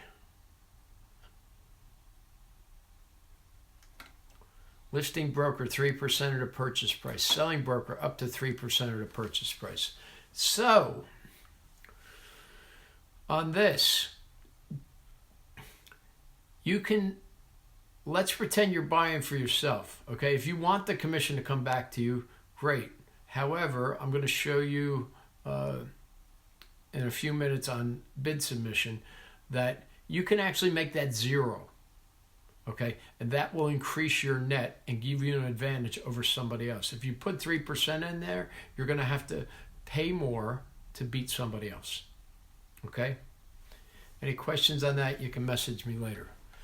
No investor bids may be submitted prior to 3/24/20. That, again, that was the initial. We are still in that range.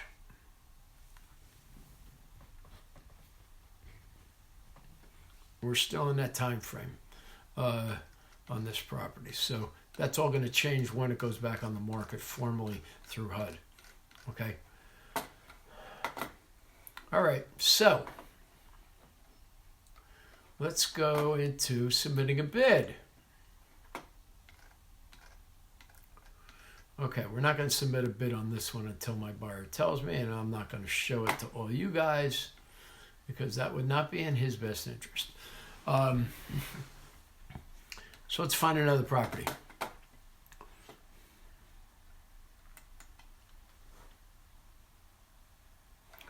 Home.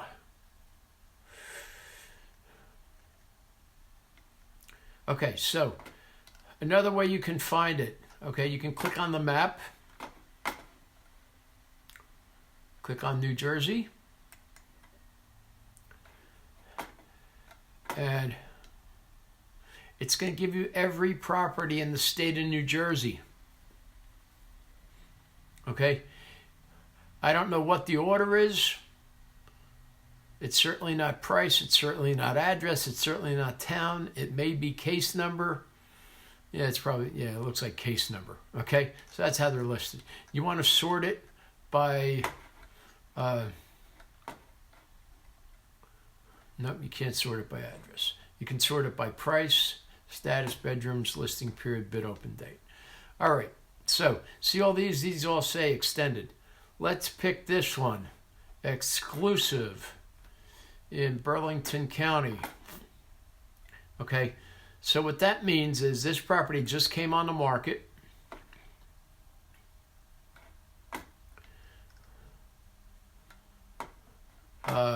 On the 25th.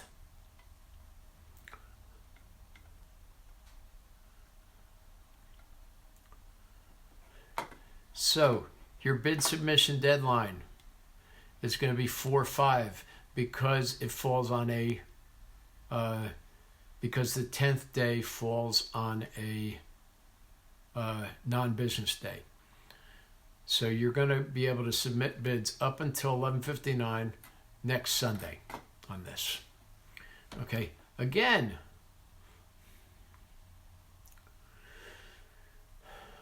looks pretty decent, right? Yeah, it just needs a coat of paint, rip up the carpeting, newer windows, yeah.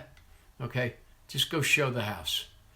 And remember, only the best pictures that are approved by HUD and the asset managers will go on the HUD website. Okay, this one actually has a lot. You got 30 pictures here. Normally, there's 10, 11, 14, 16, 20, 22 at the most. Okay, because they only want, it to be in the most positive light. So, what do? We go to the addendums.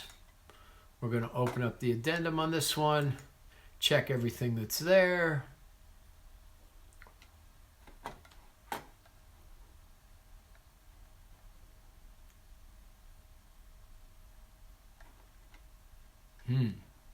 That's a big one.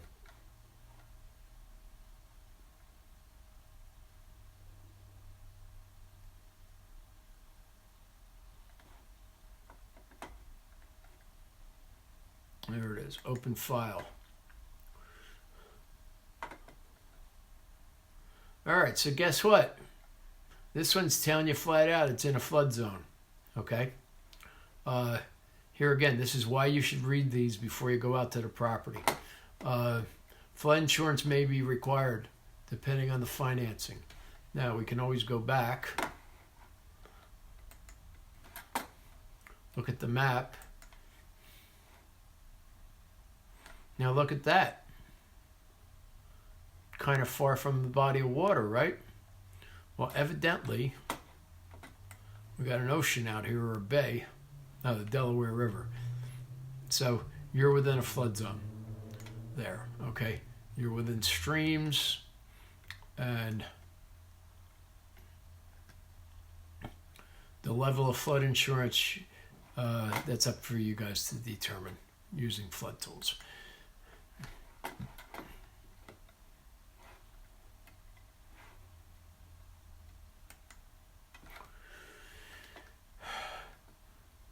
Paint surfaces.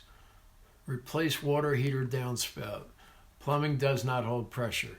That tells you you will not get your water turned on. Okay?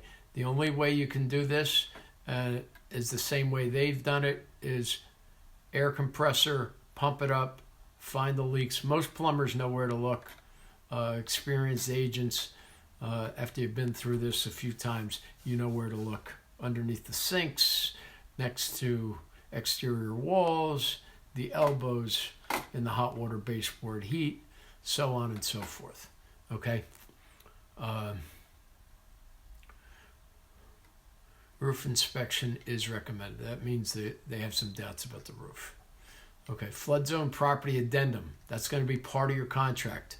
Okay, they will be required to sign that. So you want to show them that. Okay, do your due diligence on that. Utilities on, here's the property condition report. Water heater visually inspected. Pass. Pour water down the drains. Pass. Pressure test fail.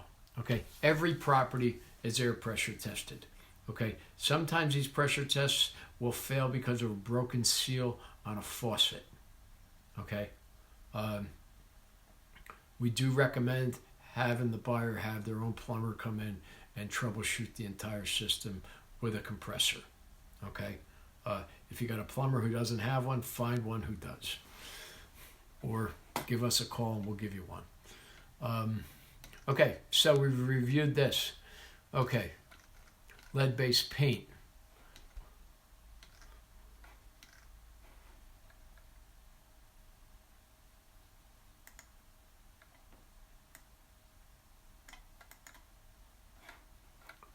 Seller has no records. Okay, now if you take FHA financing out, they are going to, if the property was built in 1978 or earlier, they are going to automatically do a lead-based paint inspection.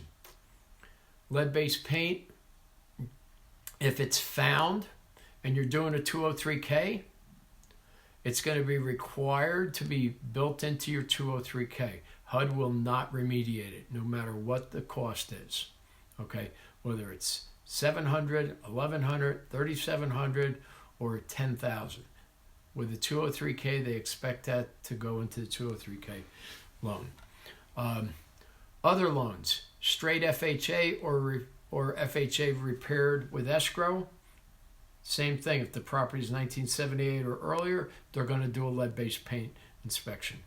If the remediation expense exceeds $4,000, they will give the buyer a $4,000 credit, and the buyer will have to remediate it. Okay? Via use of the repair escrow loan. Okay, that's the only way. If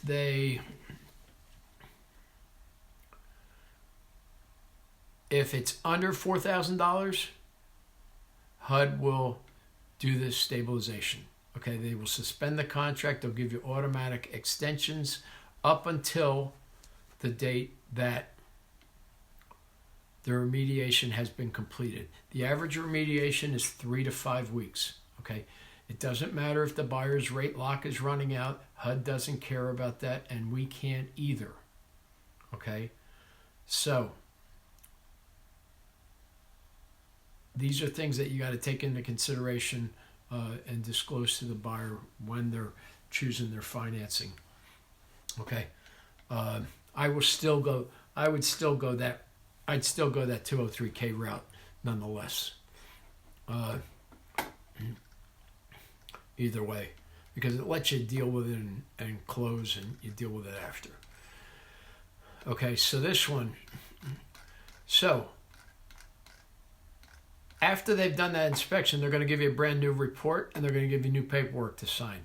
Okay, lender required stuff, buyer required stuff. You can't close without signing off on that and how it's going to be dealt with.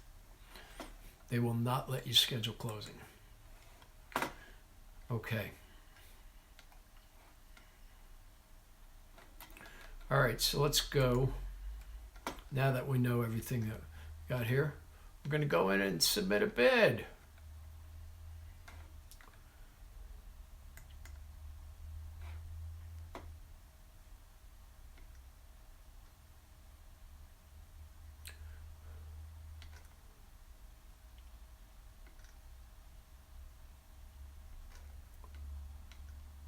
Okay, remember, read everything, right?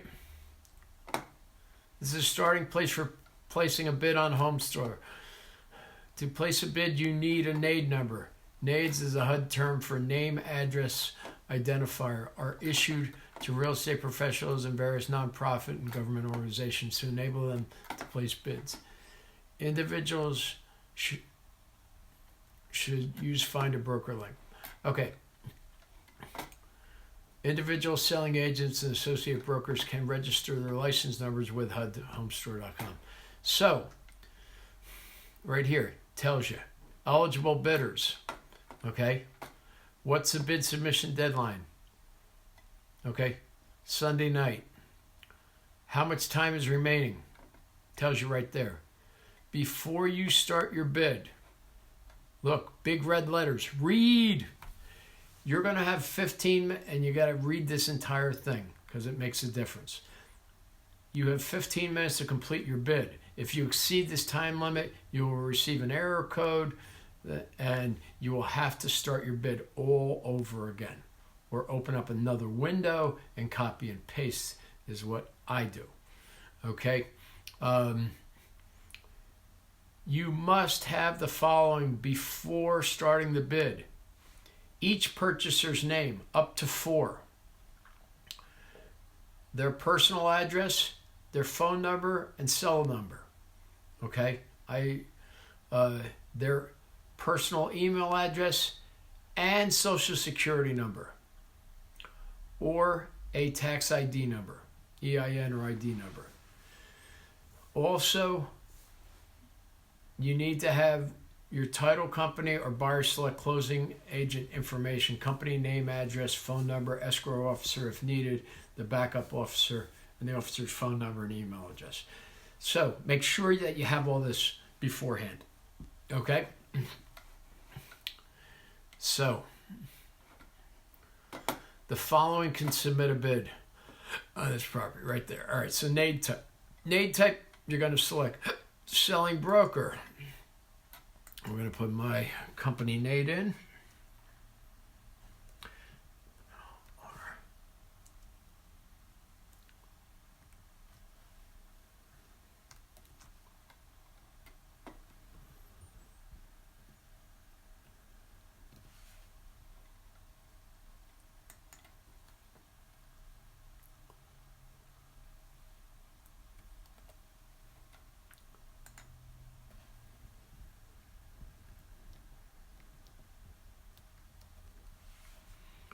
Okay, forgot to do it. You gotta tell them you're not a robot. Okay, and verify need.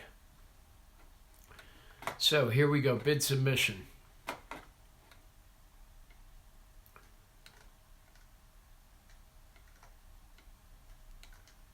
There we go. All right. So you see the clock up here ticking away? Yeah, we're going to run out of time because I'm training, but that's okay. You don't want to run out of time. If you do, just open up another page and go submit a bid and copy and paste, okay? Quick shortcut. So everything you put in here is the basis for HUD's contract that they will send to you after a bid is accepted, okay? Before the bid is accepted, you're going to be given, or before the contract is sent, you're going to be required to perform certain steps, which we'll go to next. And that includes uploading your a copy of the earnest money deposit check, buyer's pre-approval or proof of funds, and so forth. Okay. So you're going to put in the highest number buyer's willing to put. You're only getting one shot at this, okay? Now, for training purposes, I'm just going to throw in a stupid number that I know will never get accepted, okay? Guidelines, okay? Check with the listing agent on the activity, okay? We never know how many offers are there. So asking a listing agent, do you have any offers? The only way I'm going to know is if somebody stupidly emails me a contract, of which I can do nothing with. Or somebody calls me up and says, I need help with a bid. On this last one, we're on the 5th accepted bid. I was only aware of one of them. Okay, we do not see the bids. All we get is a notification afterwards. Okay, if you're asking me for help, I don't want to know what your offer is, but I'm going to tell you what I want you to do to maximize your buyer's opportunity. Remember, as experienced as I am selling these HUD homes, literally last year I lost a deal for 45 cents on a net dollar. It's ludicrous. Again, there's no real estate deal like HUD. Okay, so our list price is $76,000. So what's one thing you don't want to do? You don't want to submit a bid at half off, but we're going to do that just for demonstration purposes. Okay, because your bid won't even get looked at. It'll automatically be canceled. Okay, it'll go to a status called CA, and that basically means canceled. We're not bothering with you, and that's it. They will not get a counter. Okay, absolutely will not.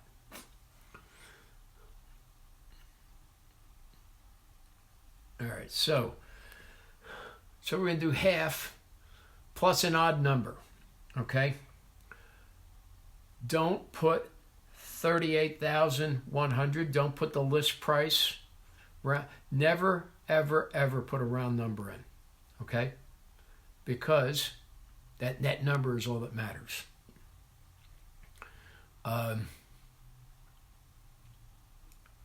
So I'll always do some odd number. So I'll take the property address in this case, 38514. Okay. We're going to apply for a HUD 203K. You select whatever you choose to use, okay? Standard FHA, 203B, that's a standard loan, okay? These are HUD terms. Lenders know these terms. You may not know these terms, okay? So I'm telling you now, this is a standard loan. Applying for a HUD FHA insured financing, which they classify as 203B. HUD standard insured financing with a repair escrow to bring the property into a state that it is insurable by FHA.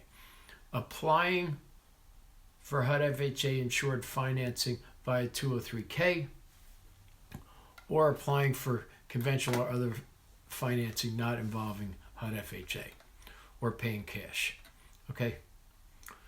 If you're going to pay cash, and that's what you want to do, you pay it cash. You're only given 30 days to close, whether you're an owner occupant or an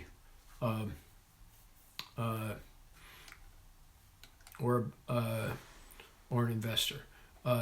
Proof of funds will be required to be uploaded into the system on a separate page for accepted bids once your bid is accepted. Seller will pay reasonable and customary closing costs, but not more than actual costs, nor more than paid by a typical seller in the area. Okay, so here's the thing. This is not your down payment line, guys. Okay? Again, we're not filling out a real estate contract. This is simply providing information that HUD wants to put in their contract. Now, in addition to $100 down on FHA financing, you can get 3% closing costs back for an owner-occupant. My strong suggestion is you put a 0 in here unless the buyer needs it. I know there are people out there that use this as a negotiation tactic, that they feel that, okay, I want to get them to give me more. Well, you will get nothing because you'll lose the bid that way, because it affects your bottom line net dollar. See down here? Right down to the penny. Okay? So if you put 1155.42 in there, well, that didn't work.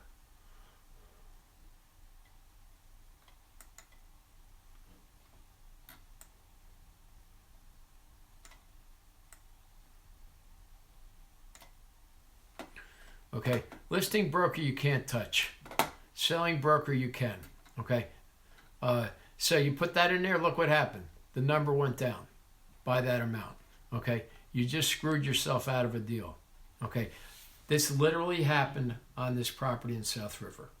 Somebody put 3% in there thinking they had to do 3% financing because they didn't read the attachment that the buyer could get it with $100 down. And they put it in that field. And they bid $110,000, and that $3,300 that they had in that field for closing costs reduced the net. And they literally lost to somebody at $108,000 by a couple of $100. Okay? Don't put anything in. The girl didn't need the closing costs. Okay? The $3,000 she was going to put down, she could keep it in her pocket and use it towards closing costs because she only needs $100 down. Okay, again, only if you're taking FHA financing. Okay, it's not going to be $100 down if it's not FHA and if it's not a HUD-owned property. All right, so that's in there. So what am I telling you? Leave that blank unless you need it. Not blank, you got to put a 0 in there. Otherwise, it'll throw you an error message. Okay? Do whatever you want with this commission to help the buyer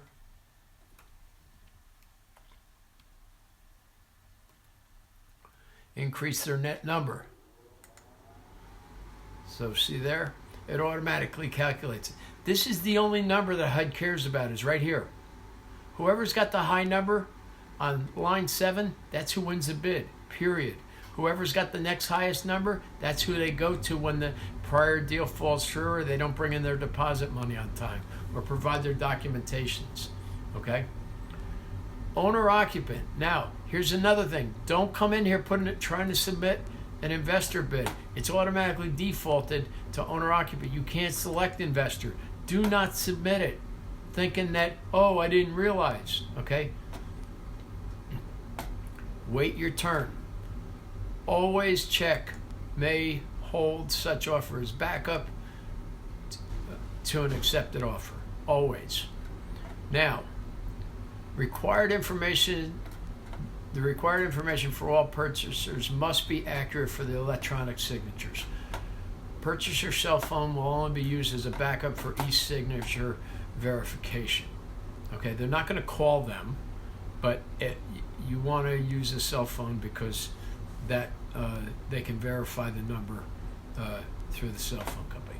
Okay, verify all information if your bid is selected. All right. Are there any purchasers, an employee, immediate family member, management, so on? So you read this through who have ownership in a HUD-owned property. This is the thing that keeps me from selling my house, selling my kids a house. Okay? Well, I can't. Okay? Are any purchasers a HUD employee? No. But the bottom line is that's going to disqualify them because this is a conflict of interest. All right, so the answer should be no, but please verify, okay? Make sure somebody's wife doesn't work for Ben Carson, okay, at HUD.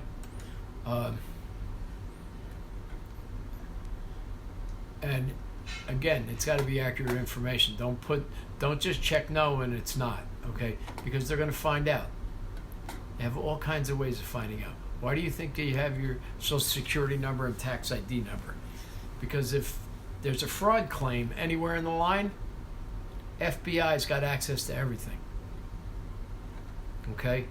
Those are the guys who investigate any type of fraud activities. So make sure everything's up front so we all sleep at night. We don't need to be asked a million questions by the FBI guys. HUD is a federal entity. Who enforces federal law? The FBI. You don't want them coming around. Got it? Okay. So, Social Security number 1, 2, 3, 4, 5, 6, 7, 8, 9.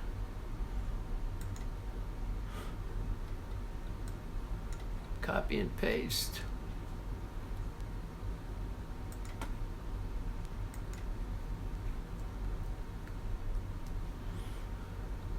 Okay.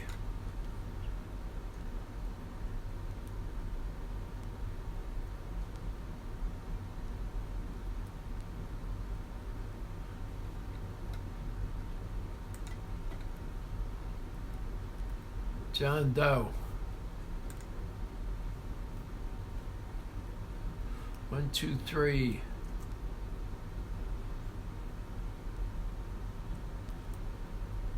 Somewhere street.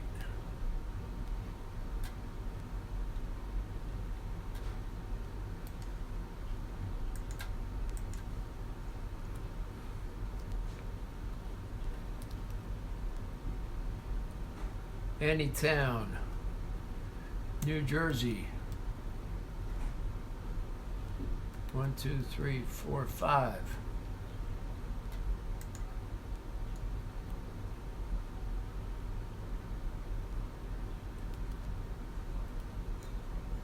Info at aware.net.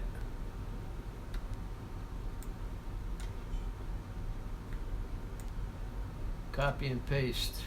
Nope. Duh.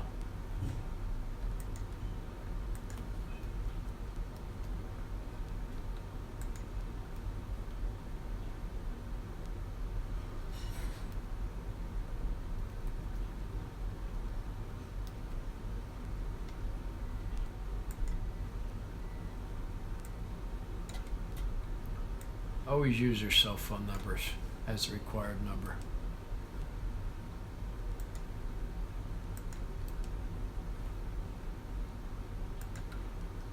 Okay, buyer select closing agent. Okay, we have several that we use. So I'm just going to put in the guy that I normally use. Now, here's the thing. Company name. This is key, okay? Because you want to work with a title company that knows HUD's process, because HUD's process is not like any other real estate deal process. I'm fighting with one right now that's trying to get me to get HUD or myself to do something that we don't do, that the buyer select closing agent has to do. They're required by HUD, and they've already signed off on those requirements as part of the contract to finalize the contract. However, just like agents, they don't read what they sign.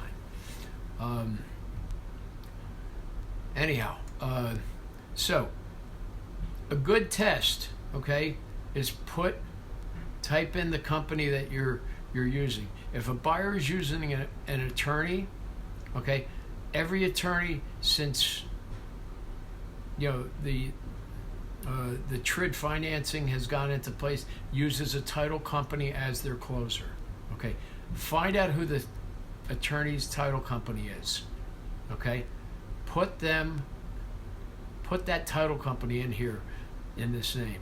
Okay, if they don't appear, you're going to have to do some extra work. Okay, if their name doesn't appear. So let's say it's grand jury title. They don't appear in the drop down. Okay, but if it was Grand View title, they're going to appear in the drop down, and everything's going to auto-fill. What this tells me is that this company has closed deals with HUD and in particular with BLB Resources. The process is different. You need to have somebody who knows the process and understands the differences between HUD and a normal closing. Okay, a lot of investors will have their title company who they trust, who closes REOs all day and all night, but they've never closed a HUD deal, or they haven't closed a HUD deal in 10 years, and things have changed. They're constantly changing. And it can affect your buyer's pocket by choosing the wrong title company. And I'm not talking about the title fees. I'm talking about having to wait for them to be convinced or compelled otherwise to do what's required. So,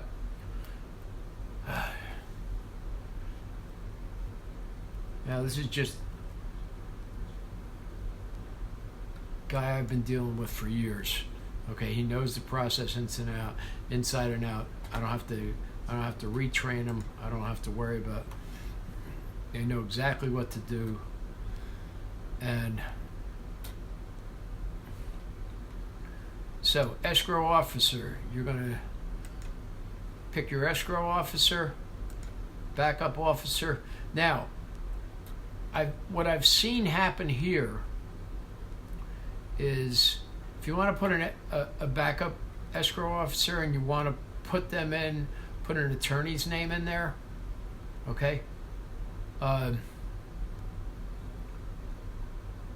Like right here, okay? Put that in as a backup. They will be in their system, and this will enable the HUD asset managers to communicate with them as well, okay? If they're not in the system, attorneys sending emails will not get answered, okay? So that's my suggestion. Okay, and as I said, we were going to time out. So,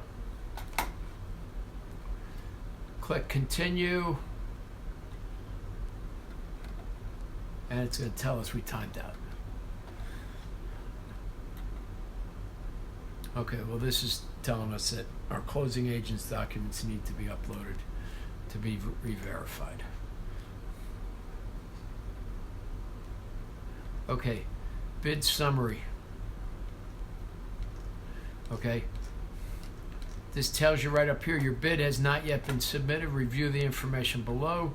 To complete this bid submission, scroll to the bottom of the screen, check box to accept terms and conditions, and click confirm the bid. Okay, read everything here. Okay, if it's not correct, you go back in and resubmit. Okay, open up another page, copy and paste, resubmit. Okay.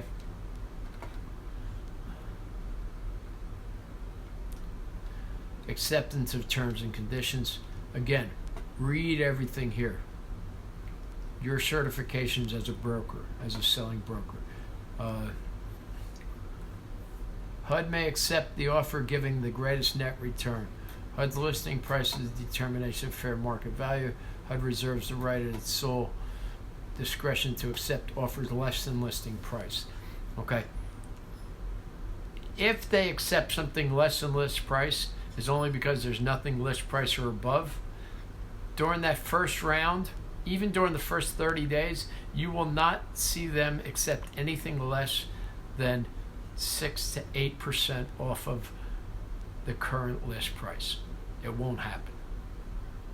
If property's been out there for months, you got a better shot. Okay. At that point, they're going to make determinations on the reason, number of fall throughs, the amount of time it's been on the market, feedback from the agents, feedback from the appraiser, and they will make individual determinations. But randomly thinking you're going to get 20% off of a list price on a home, you're wasting everybody's time. Okay. But if somebody insists on doing it, put the bid in. At least you'll be in the system and you'll be notified of what's going on. Okay? Which is a big deal, with problem child houses, which can turn out to be really, really, really good deals. Okay? So, by checking this box, you agree to terms and conditions. Confirm this bid.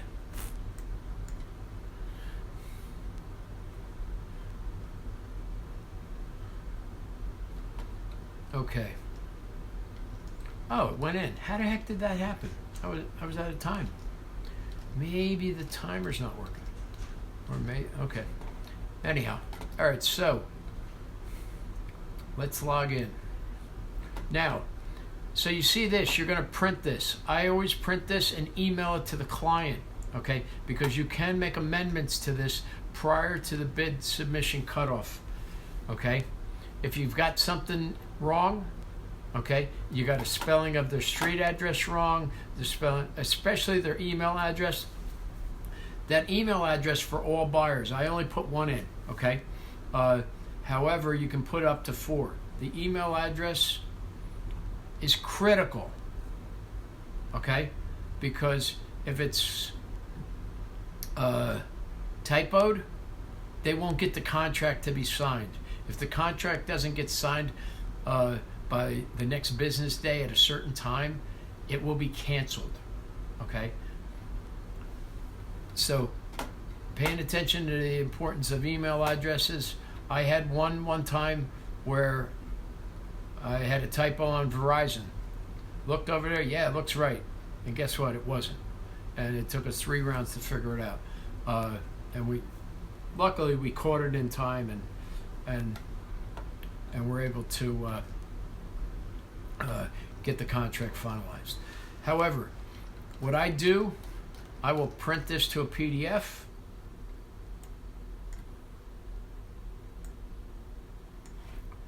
Print bid acknowledgement.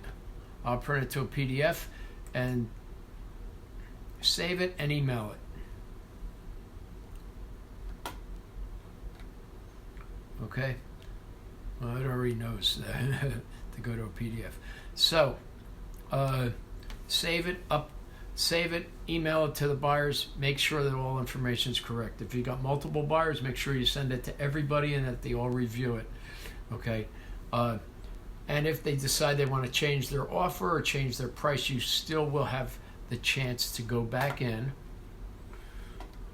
and modify it up until the bid submission deadline. or withdraw it.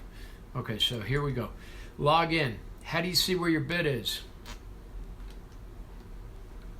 You log in. First place you go to is review your bids. Okay, that's where it's by default it's going to send you. You don't have to fill in all this information. Okay, you can if you're looking for, like, let's say you were looking for info on a prior client. Okay, you can put in a last name and pull it up that way. All right, but so if you hit search with all those fields empty, your most recent bid.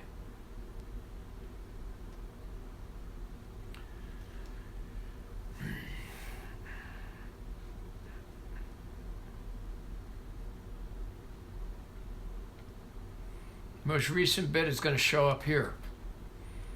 Okay.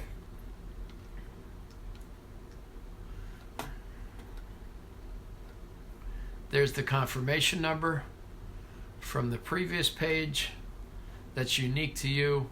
There's the property case number, last name, social, owner, occupant type. Okay. Again, the question mark, hover the mouse over it, it'll tell you. Okay. So let's go over here. So, look, remember what I was telling you? They only care about one thing. Only one thing. Your net bid amount. Okay? That's the number that they're going to use to select who wins the highest bid. Okay? Bid status. Now, this is what you're going to watch. Okay? Sealed bid, that means your bid is submitted and it's sealed behind some wall that the asset manager can't even see and that I will never see. Okay? Listing agents never see. They try to do everything to keep everything as fair as possible. All right, so hover over the mouse and it explains it. You can modify or withdraw your bid unless the asset manager has accepted a bid from an earlier bid period or the listing period has ended. Okay? Tells you the bid open date, so that's Monday. So that's pretty much it. When you open this up, it's going to take you back to a bid confirmation page, which we've already saved as a PDF to email out to the customers for verification. I'm sharing with you best practices, okay, guys? Now, you're still going to have access to the addendums, okay?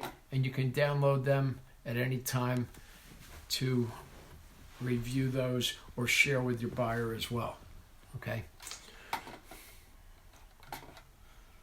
So now, what happens next?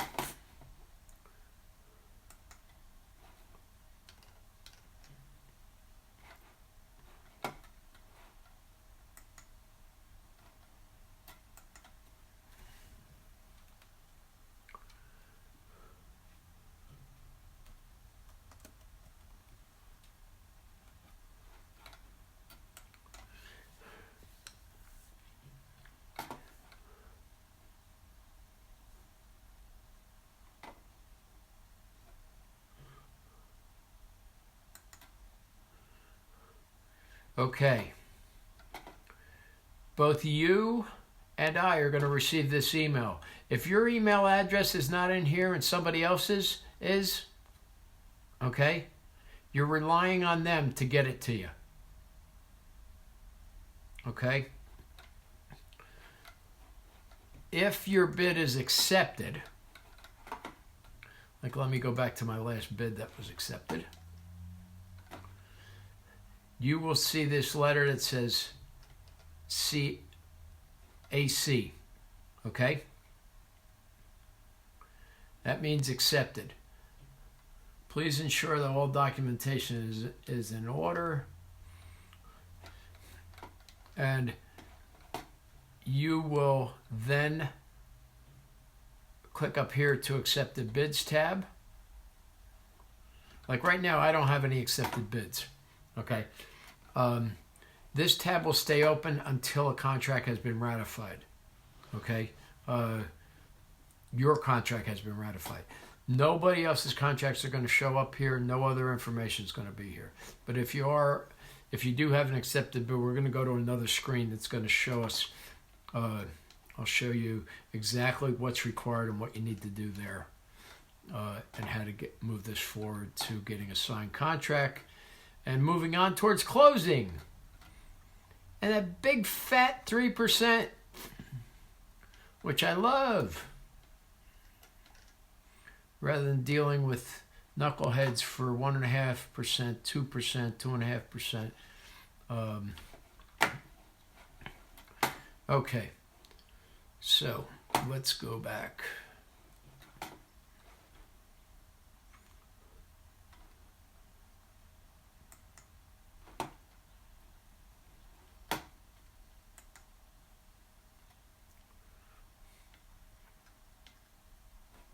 So right here, AC, you're going to hover over the mouse and that's what it's going to say. Okay. From sealed bid, this will on Monday morning change to letters that say UR. That means your bid is under review. Okay. You are hoping to see AC next. Okay. If your bid was too low, you're going to see CA here. Okay. If your bid wasn't too low, but someone else was chosen for the bid, you're going to see the letters OBS, and that basically means other bid selected. That means your only hope is as if that guy and whoever else had higher offers than you cancel. Okay? That status will change depending on what's happening with the deal that has been accepted. Once something's been accepted, so this one says other bid chosen. Okay, canceled. And those are for deals that have been canceled.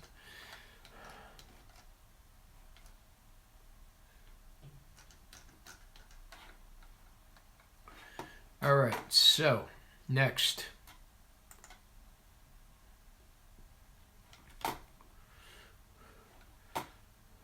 So you get this email, and like I said, there's a lot of reading. Read the whole thing. You're going to get every bit of it, okay? Because if you don't, and you don't comply, your deal will be canceled, okay? They're going to send you your bid acceptance notification.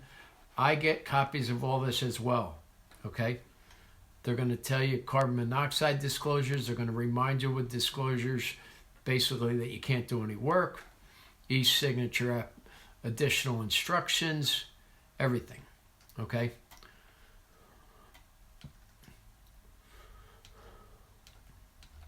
All right, so this is the primary email, okay? I will follow it up with communications with you, or the listing agent will follow up with communications. There it's going to tell you that you have to get your earnest money deposit made payable to the buyer select closing agent. You then have to get that check to the listing broker's office. In today's environment, you do not have to bring them to the realtor's office, okay? The COVID environment I'm talking about, okay? They are loosening up those guidelines because most offices have their doors closed, okay? And to limit personal interaction, they're basically saying have the buyer get their money order, certified funds, overnight take a picture of it, overnight express it to the buyer select closing agent, and then the buyer select closing agent is to send confirmation showing that they've received it, a copy of the check, and we then move forward in that regard.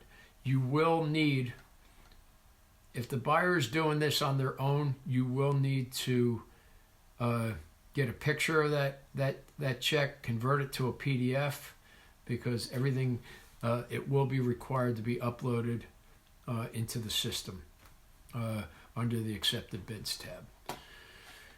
Okay, so let me go.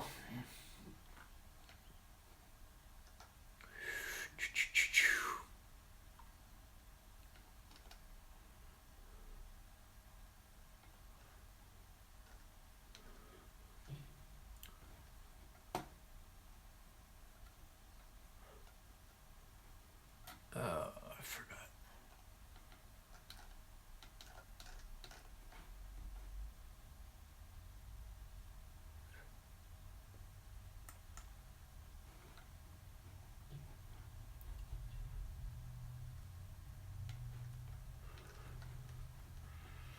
Oh boy.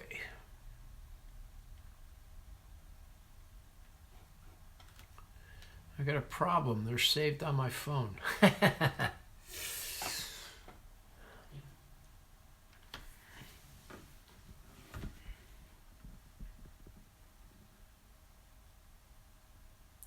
Okay, if this stream cuts off, just stay on the page and look for me to come back on. Okay, it shouldn't, but who knows. Tech is great when it works.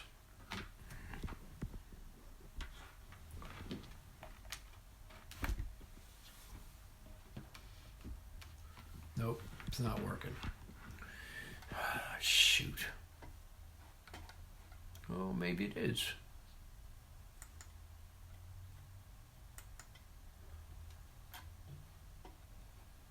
No, it's not. There it is. Okay.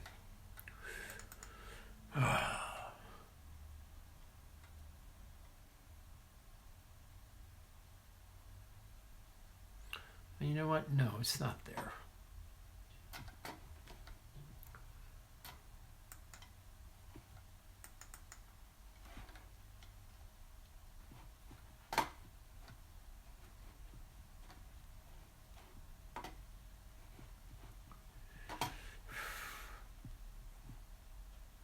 All right, guys, go get a refill of coffee or grab your lunch or something.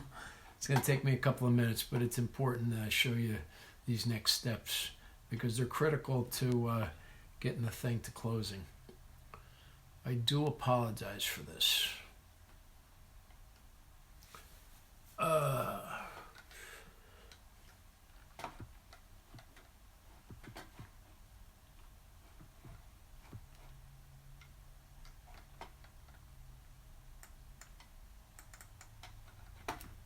I know it's in here because it's in my drive somewhere.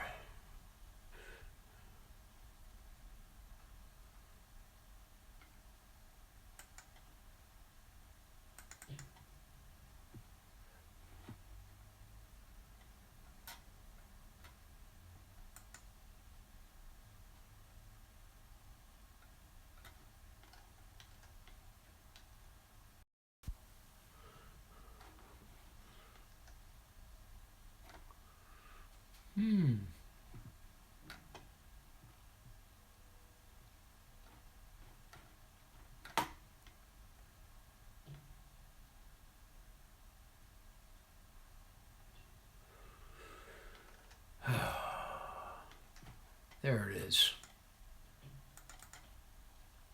Okay. I knew it was here.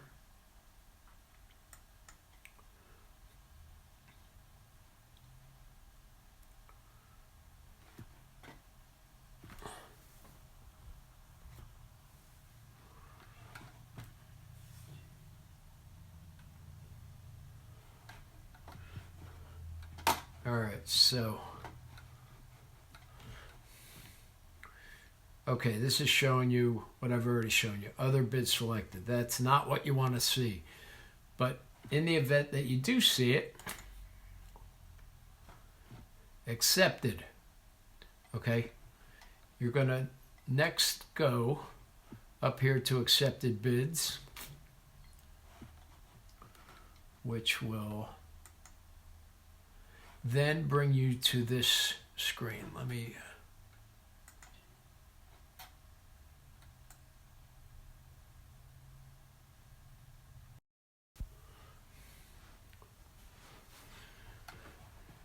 Hey, everybody. Thank you for hanging in there with me. Appreciate it. Okay, so in this screen here, there's your confirmation number, the case number, purchaser last name. Again, net bid amount. That's what won for you. Okay. Purchaser, primary purchaser social security number. Now, if you got more than one purchaser on here, you always have to select an occupying primary purchaser. If they are not occupying, you can select them as a non-occupying purchaser. There's a checkbox to identify them as non-occupying. So always check those boxes if they do not intend to live there. However, the primary buyer does have to live there. Okay? All right, verification status pending. Okay, so this is the first step of the verification. They accept your bid, and then you go into a verification status. Bid accepted date, this was a couple of years ago. Right here, see it's in blue. Okay, let me make it bigger. That is actually a link. Okay, obviously it's a image screenshot. So you're going to click on the checklist. We're going to scroll this back down, and we're going to go to the next slide.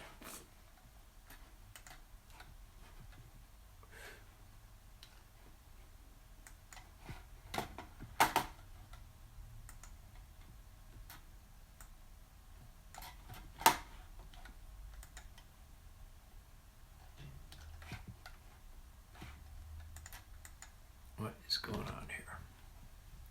All right, let me go back to the folder.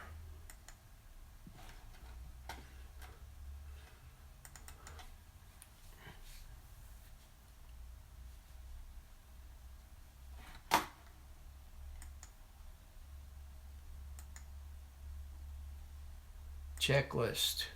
Okay, once you've done the checklist,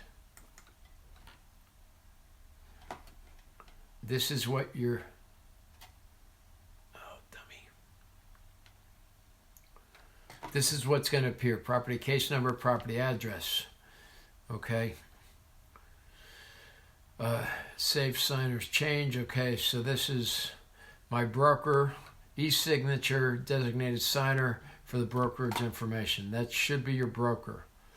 If you're working for a large firm and they want the managers to sign, you will need, like I know Weichert and Coldwell Banker do this, and they're totally familiar with this form.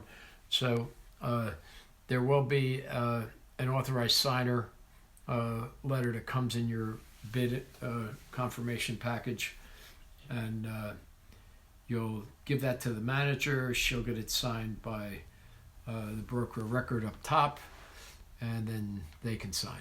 Okay? All right. The local office manager can sign. Okay, so you're going to go down here. See, set as primary purchaser, edit purchaser, verify purchaser. You're going to need to verify and save all of this. So all you're doing on this screen is really just verifying things. This next screen, this is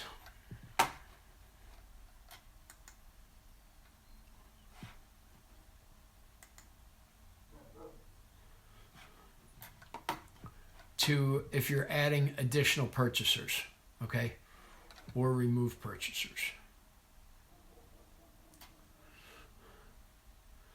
You're going to verify your buyer select title agent. If your buyer wants to use somebody else, you are able to hit edit title, and you're going to go through that whole process. But again, if their name doesn't appear in there, you're in for a bumpy ride. I'll guarantee it. Okay. By virtue of the fact their name autofilling, that means they're in HUD system and they have closed these deals with HUD and BLB in particular. Okay. Okay. So earnest money deposit. You're going to get a copy of the earnest money deposit as a PDF, save it to your deal folder, and upload it here. Browse and upload. Okay, once it's been uploaded, you'll get a confirmation here, under here, that will say uploaded date. Okay, so this is showing where I browse to.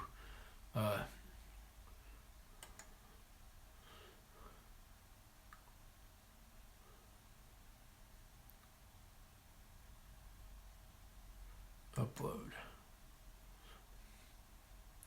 All changes have been saved and you verified the checklist. Okay.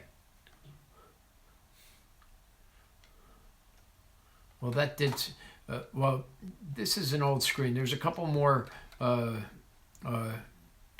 that are available here. Check and see what applies. Upload them. This right here where it says save all changes, that is what you're going to click once you've uploaded, like your pre-approval, your proof of funds, if you're doing cash, and save all changes is actually what submits it to the asset manager for review. It goes in a queue.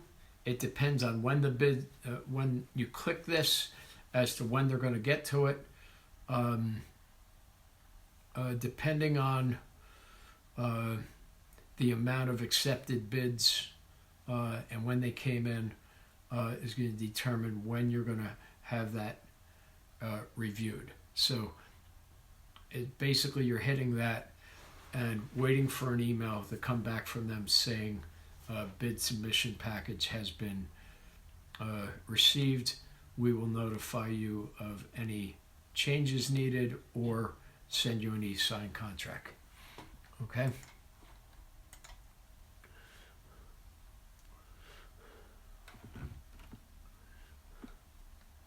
Yeah, back when this first started, we had to put everything, we had a bunch of addendums that we had to sign. There was only one upload. But now there's multiple uploads. They're very self-explanatory. If you have questions on it, you can always call BLB's phone number. And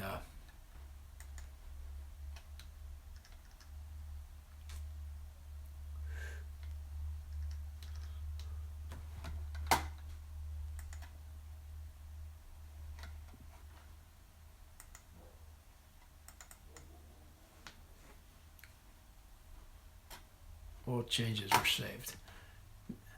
The next thing that you're going to see will be the e-signature envelope coming and instructions.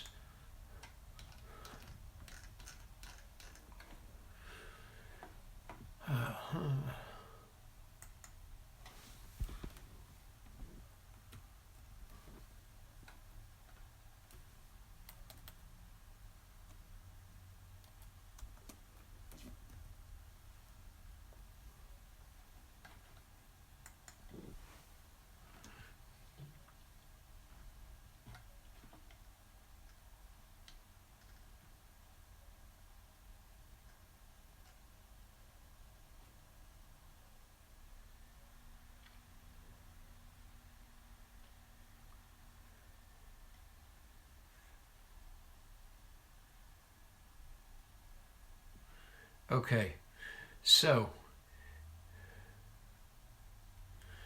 you're going to get these two emails. E-signature contract has been issued for FHA case number, blah, blah, blah, blah. And it's going to come from somebody on the sales and contract team.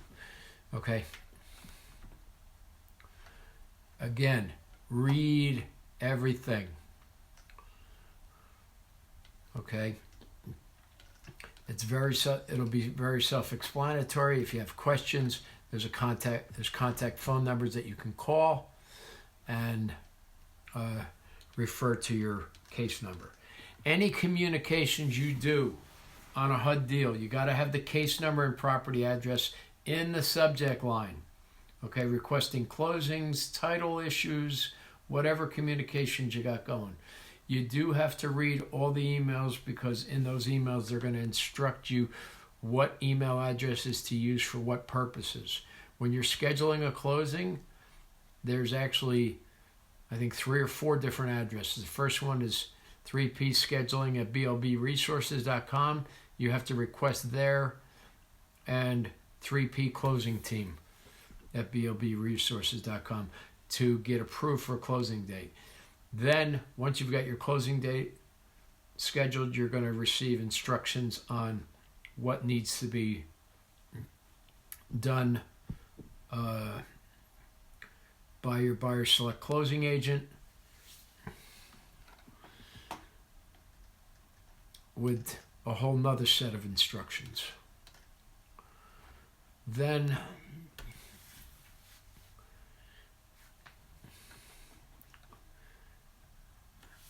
separate email to their HUD review department, separate email to their deed review department. And yes, your buyer select closing agent prepares all these documents. Seller does not prepare anything. They will review the package, and they'll set deadlines on when that package has to be in order to meet your closing date. If you miss the deadlines and you run out of a contract and your contract expires, it's subject to cancellation. So therefore, another reason you need somebody who really understands and works well with the HUD process. We're happy to provide names of several very well experienced companies. Okay.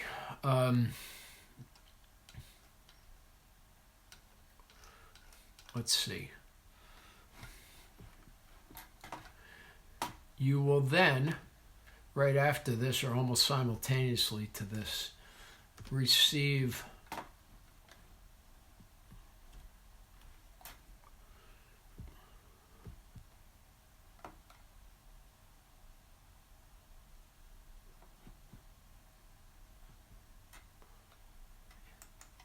it pretty much gets triggered by their system.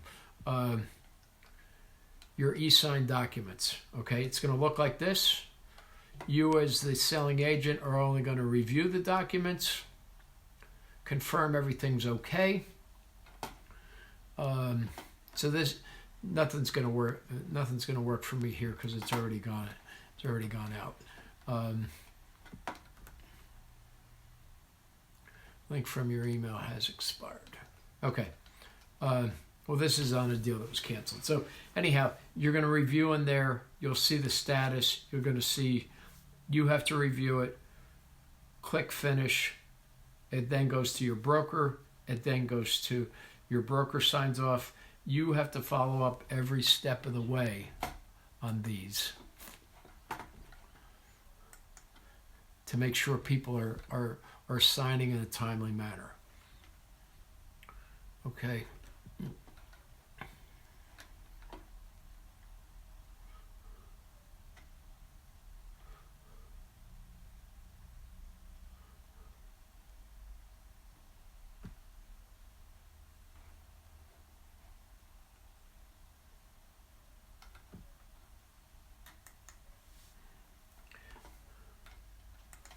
And as per these instructions, selling agent to approve, click finish after. Once approved, broker, okay?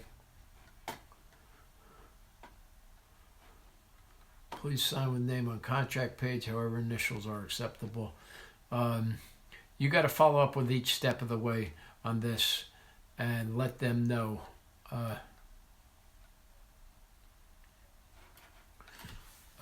when it's completed.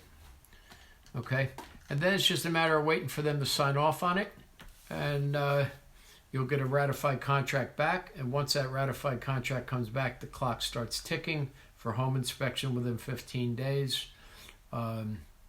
Additionally, things to note is on investor deals, there is no home inspection contingency. They expect you to close on that property. They expect you to be a professional and know what you're doing.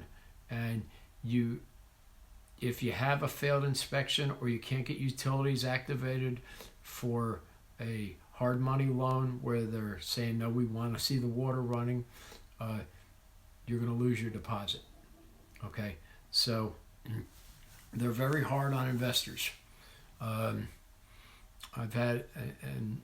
given these warnings to investors, and had one where he went out for financing and the gas meter was locked, the electric meter was locked, and the closing date came and the lender wasn't clearing it to close, and he lost his $1,000 because he chose to go with certain type of financing that was not really advisable at the time for that house. Anyhow, okay, so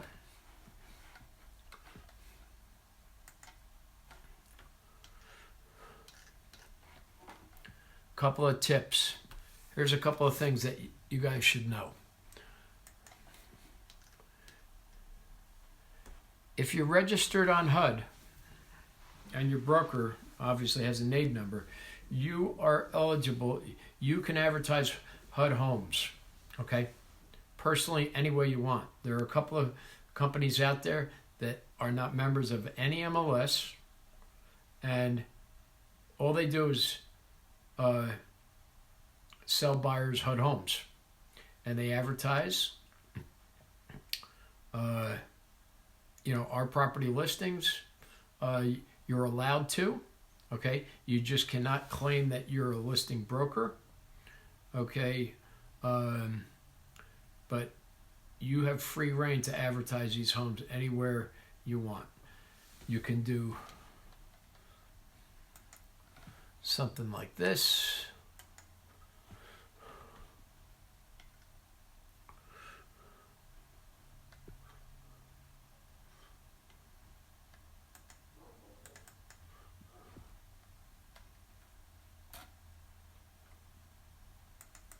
You can do them on Instagram, Twitter, whatever. Doesn't have to be your listing. I've done this on Facebook with other brokers, other HUD brokers listings that I felt I had, a circle of clients for. You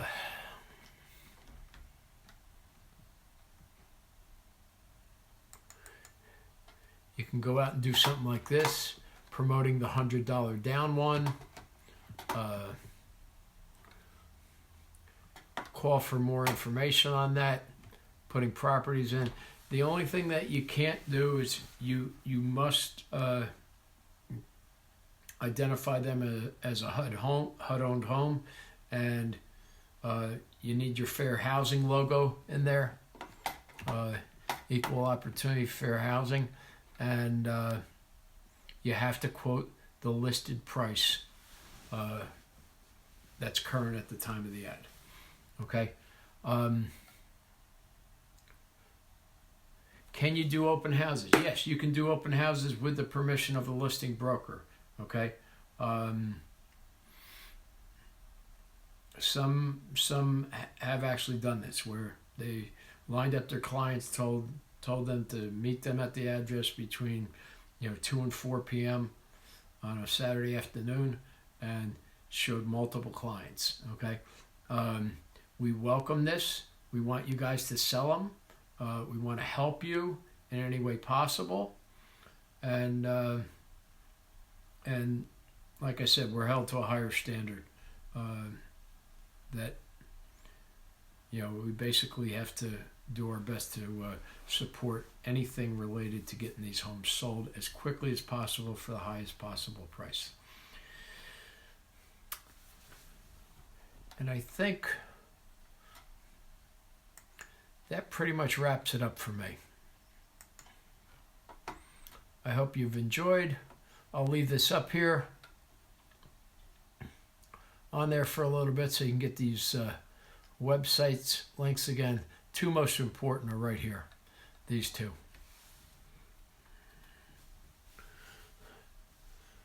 And I'm going to return a couple of urgent phone calls, and I'll get back on Facebook to answer your questions. Do put your comments and questions down below in the below the video, and I look forward to hearing from from you all and working with you. Thank you. Please stay safe. Please keep washing your hands. Please stay inside because it could be somebody else's life that you affect. Okay? It's scary times and we all need to be diligent, but we live in the greatest country in the land and we will overcome.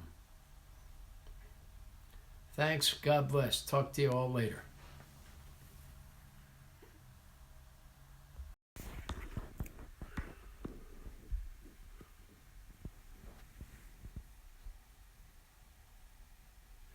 You got them? HUDHomestore.com, blbresources.com, and 3P at guardianassetmgt.com for management.